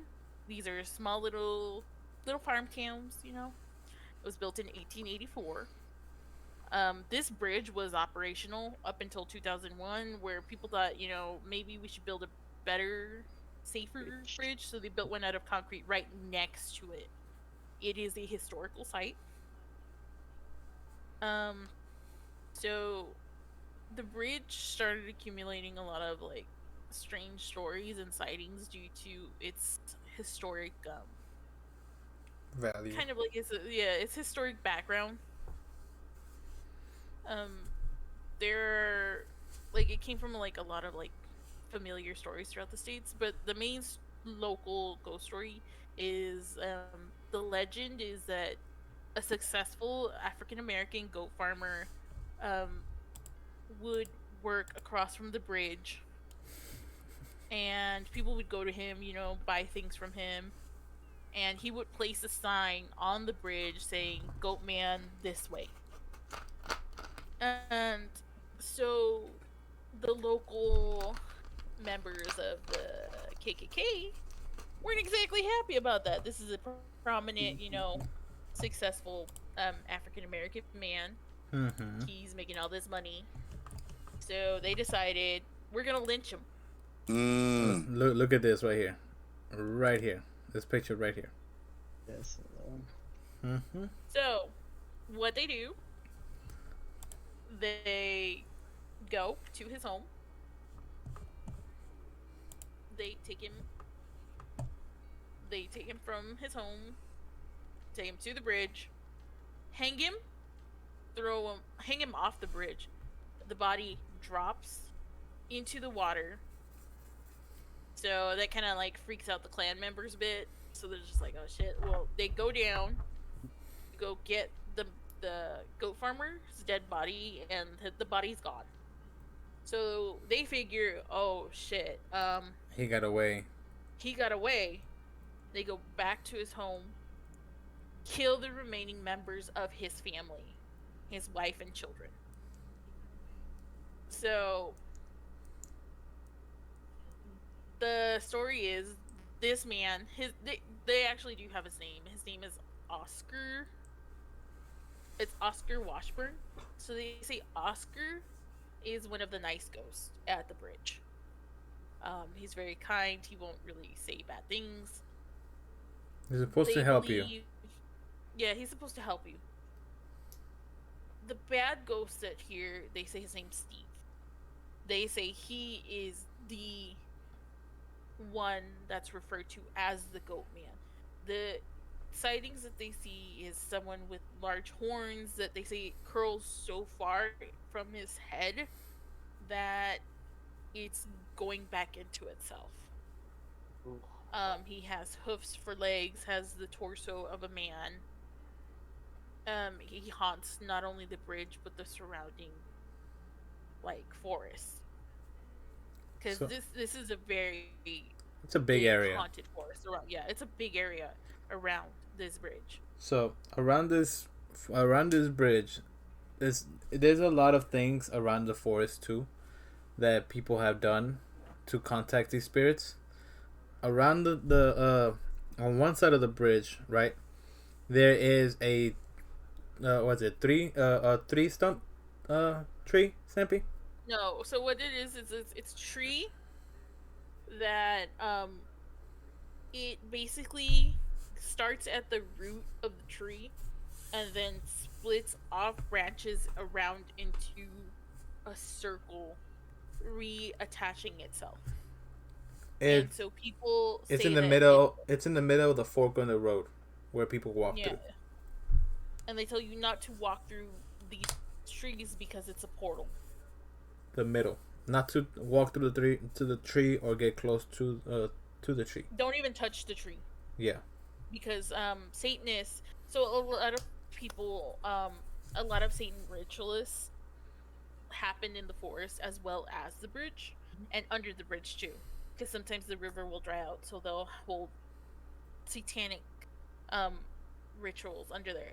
And I'm not talking, you know, like just the candle, salt, and all that. They actually use sacrifices. Um, There's a lot of people, animal remains found and all that stuff. a lot of people have gone missing from the bridge. They see that they find a lot of cars there, just abandoned, and you can't find the people. Like they don't wash up on shore. They just go missing. They say that you should really stay away from the Satanists in this area. They are not good people. And There's also a belief that there's a witch who lives nearby in the woods. But with the witch, they say you don't mess with her; she won't mess with you. Yeah. So another one of the ghosts is actually Oscar's wife. And remember when I said that if we went to this, it'd be more dangerous for me than it would for you all? Yes. So something attacks and possesses women from this place. Sexually. Most of the accounts of attacks all come from women. Women claim that they get very hostile. They feel just burning, seething anger to the point where they feel like they want to attack or kill somebody. They get marked and scratched. They get hit. Some women have actually been thrown and lifted as if they're almost going to be thrown off the bridge. Some people don't know if it's Oscar's wife who's doing it because of how much anger and resentment she had towards the clan members, or if it's this thing that identifies itself as Steve. Because in this bridge, people have gotten a lot of sightings. They've gotten a ton of EVPs. Like every video we've seen on this, all you hear are EVPs, like of the ghosts, and they're intelligent. They are intelligent beings. So there is a ritual to get the goat man to come. Why? So because people want to find it. So back in the day, like again, this was an operational bridge. As you can, David shows you a picture of it. It's the one-way bridge. Okay, let me see. It's just a one-lane bridge.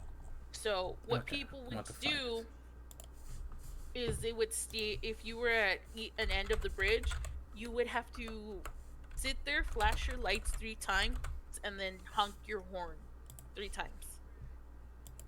And if you didn't hear anything back, then you could go by. Yeah.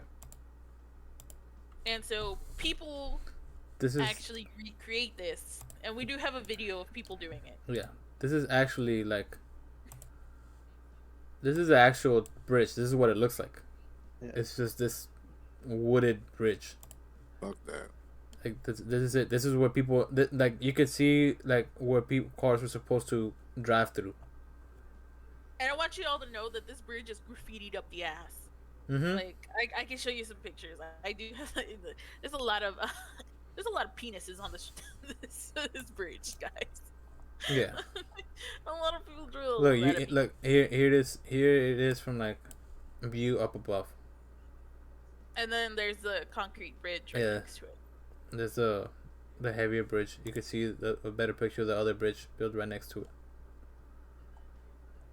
It's just a very bad place. You can see here graffiti on the floor.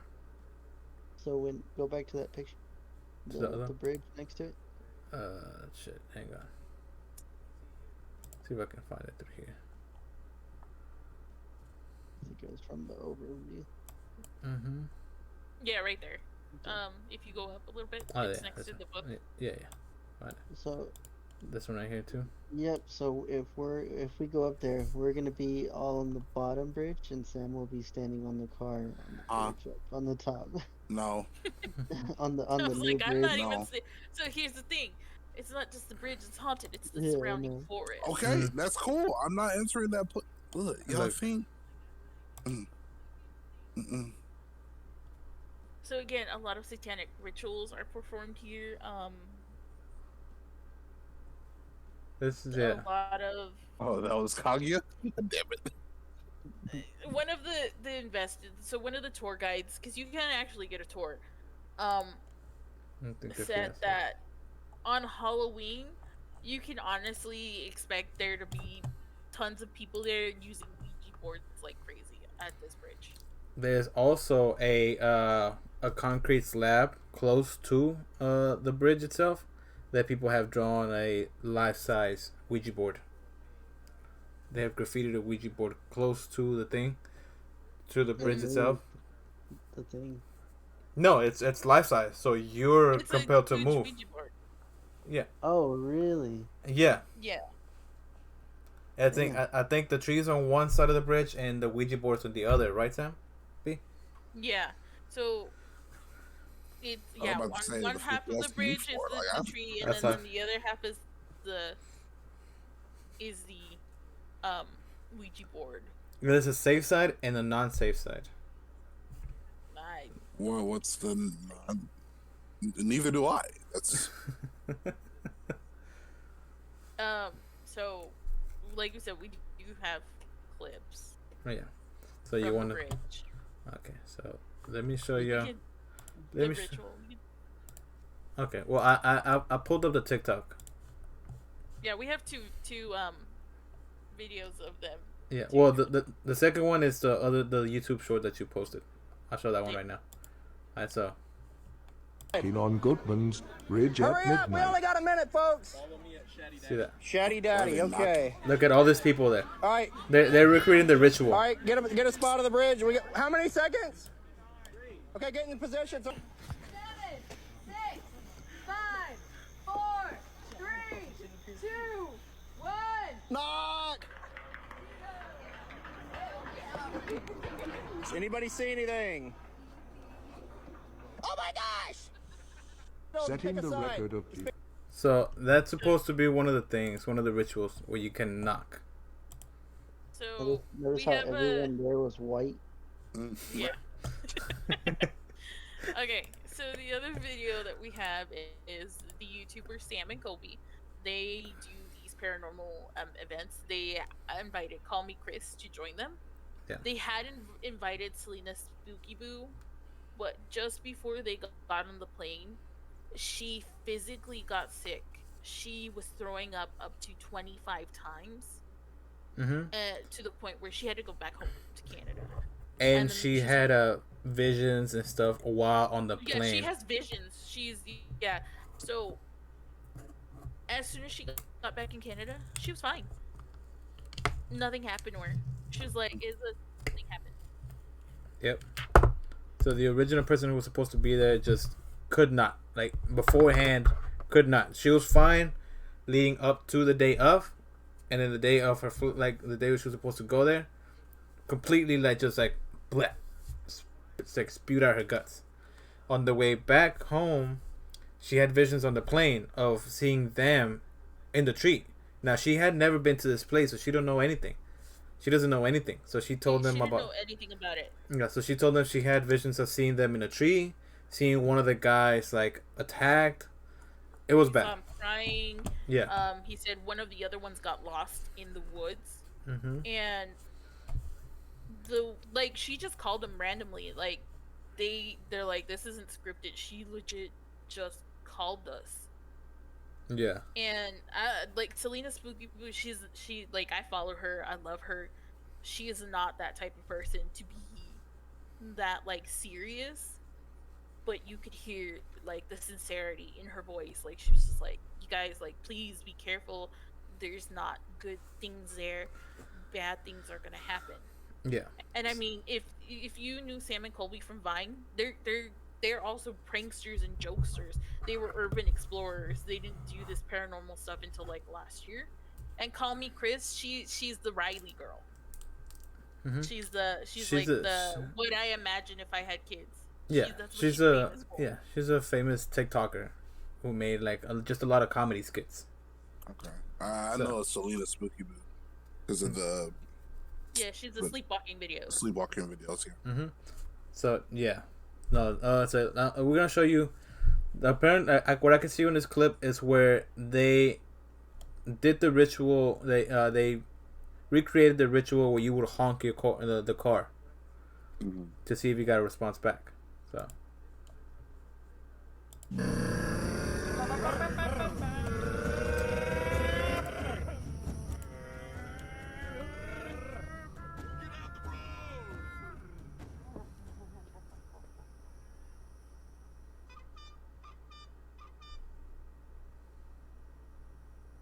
Man, Steve, Oscar, if you are out there, you're welcome to talk to us. I want to know you're here. Some sort of obvious sign or show yourself to us.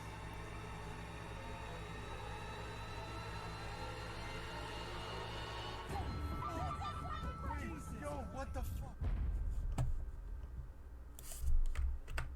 So that was that. What happened? He was just messing around with him. He just wanted to scare him. Yeah. If you watch the video, I Yeah. did watch the video. I watched the whole thing. Yeah. He wanted to mess with them, but it was funny. But everything after that, they are No, even before that. Oh, yeah. They were getting EVPs like crazy. Mm-hmm. Like They had someone say, Steve. They were asking which way should we go. full motion sensors and everything that would respond, like that would light up. They do this. They do the little motion balls, or they do this trick with flashlights, because some spirits are so powerful that they can Turn on a flash. and off lights, and so they have a trick with flashlights where it would turn on and off, and so they were getting EVPs telling them to go back to the stone, the stone Ouija big board. because they say that area is safer than going towards a tree. Mm-hmm. As I was saying, like, it's a safe area and a not safe area. And so they think that was Oscar talking to him. Yeah. Like I said, in the same episode where Ghost Adventures goes to El Paso, they go to Goatman's Bridge. So another fact about Denton is it's one of the points of the pentagram in the United States. So Sampi exactly here, where this bridge is. Sampi here put a picture of the pentagram of blood, and you can see here down here all the tragedies and it's that all right happen here. on the points and the lines. Pretty much where we are is right here. This whole area. I think it's funny because like El Paso is on one of the lines. Mhm. And we did have a major tragedy happen here. This would be our area. the Walmart shooting. Yep. This would be our area right here. And right where it says Dallas, you see the 2 stars, and we are in like damn near an intersection point. That is our area, right? So let's just show you a quick little. Let's so watch. in Ghost Adventures again, Yeah. they went to the bridge. They first started off by so one of the first things that happened to the Ghost Adventures crew is that one of the members' wife, she was their still photographer. She got possessed and affected by this place. She was affected so strongly to the point where they had to physically remove her from the area, and this investigation led to him and her's divorce. Yeah. Because that's how bad she was affected by whatever possession. And he said when they got home, she just wasn't the same person anymore. So he was like, she's not the same. She's completely different. Let me show you why it's just not right to people are not comfortable to be there, especially at night and to start up. So this is Aaron. He's one of the main investigators. Yeah. He went to the bridge and he claims he was thrown. See, They look. were performing a ritual, by the way.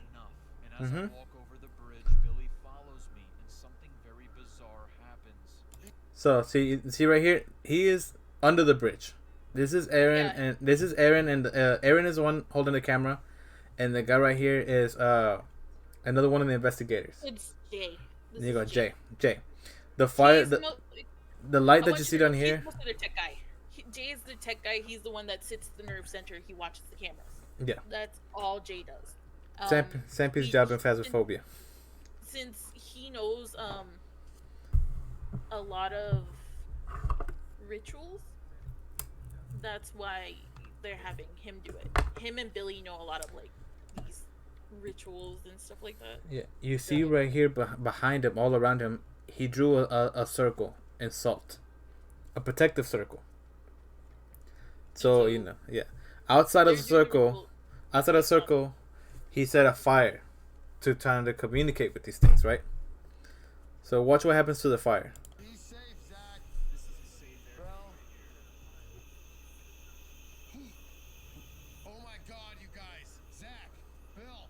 What? When Zach walked over, the fire went out. No, it didn't. I swear to God, and then when he walked past, it went back up. You said when you walked over. Serious? I'm dead serious. You guys need to come in the circle. You guys need to get back down here, man.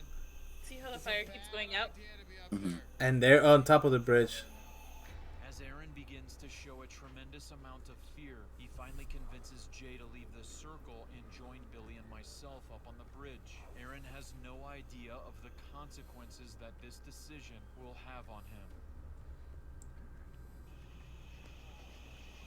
You alright? What happened? Something just came at me. Oh, I'm coming. Where are you at? What was that? Oh, something hit me, man. Go. All right, you see right here behind him where the light is. That's his flashlight. That's how far he was thrown. You'll see the distance. Whoa, dude. I'm sorry. And now he's acting aggressively. Look, this is where I was. Right here. Oh, yeah, back up a bit. Here. Fuse, look, this is where I was. To where Right here. they met him. Whoa, dude. I'm sorry. That right there, where he's trying to throw a punch, but he's holding himself back. Where I was. Right here. How can I get all the way back there? Oh. As we see Aaron's flashlight in the bushes, we also see an area about 20 feet away in the dirt where he landed. Something unseen picked Aaron up and threw him this distance. That's where he left the camera, and when he fell and the camera, everything dropped.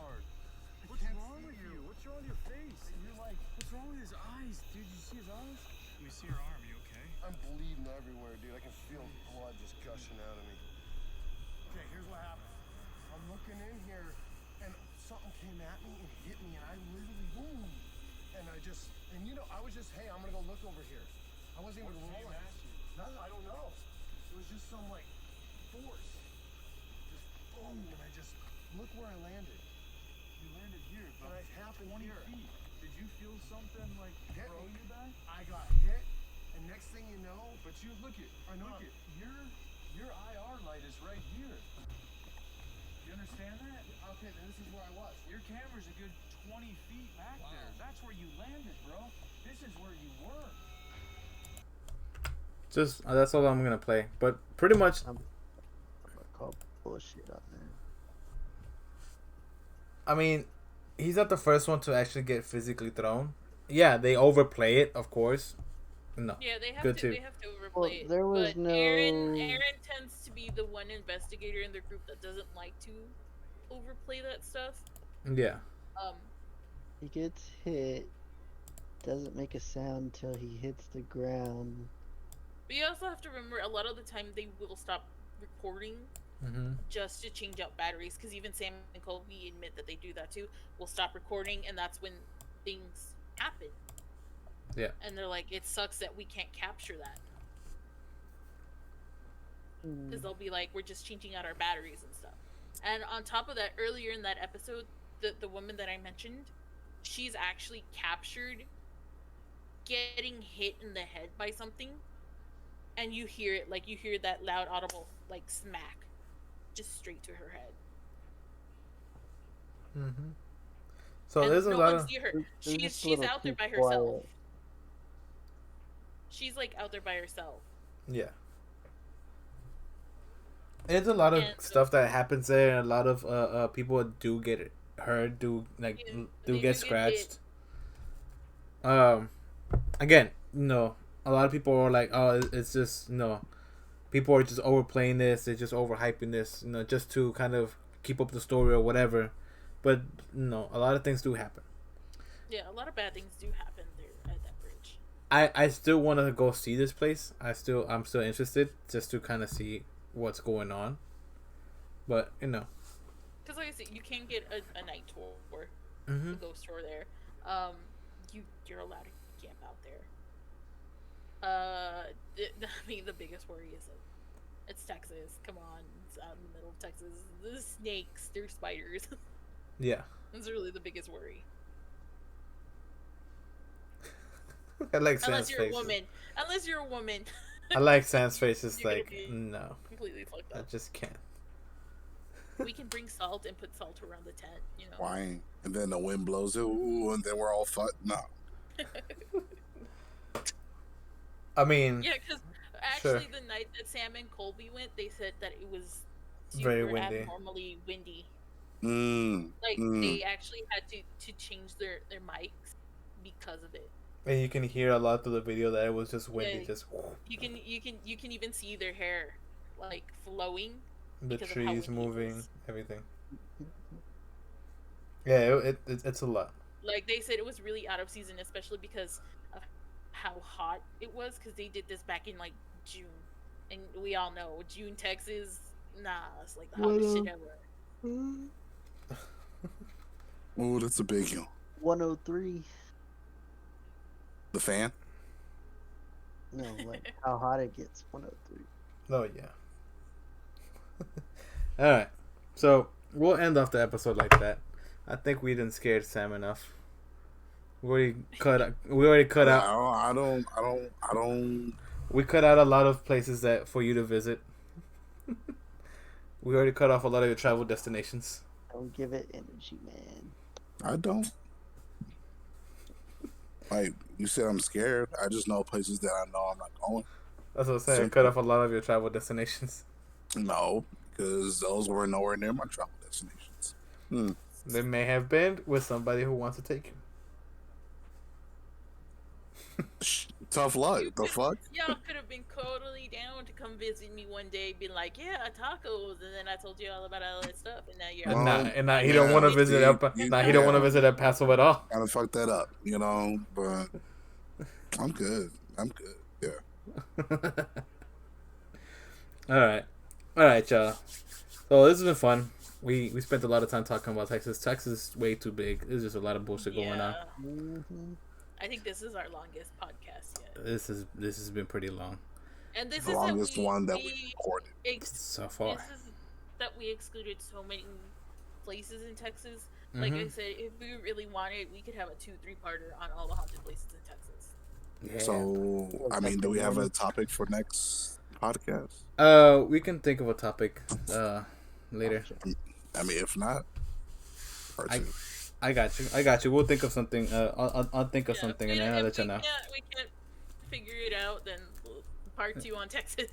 Yeah. Or like we could, like I said, we can pick any state. We could just pick our favorite haunted places. There's a lot of stuff that we could do. But all right, y'all. It's been fun. We've had a good time. Remember that we are streaming this over live on Twitch every day on twitch.tv/illiteracy22 or twitch.tv/SampyVampy whenever she decides to stream this as well. And the shade. No, there's no shade.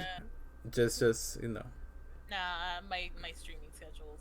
I'm trying to pick that back up. Yeah. So. It's an inconsistency for me. Yeah. No, it's just a tired thing. Yeah.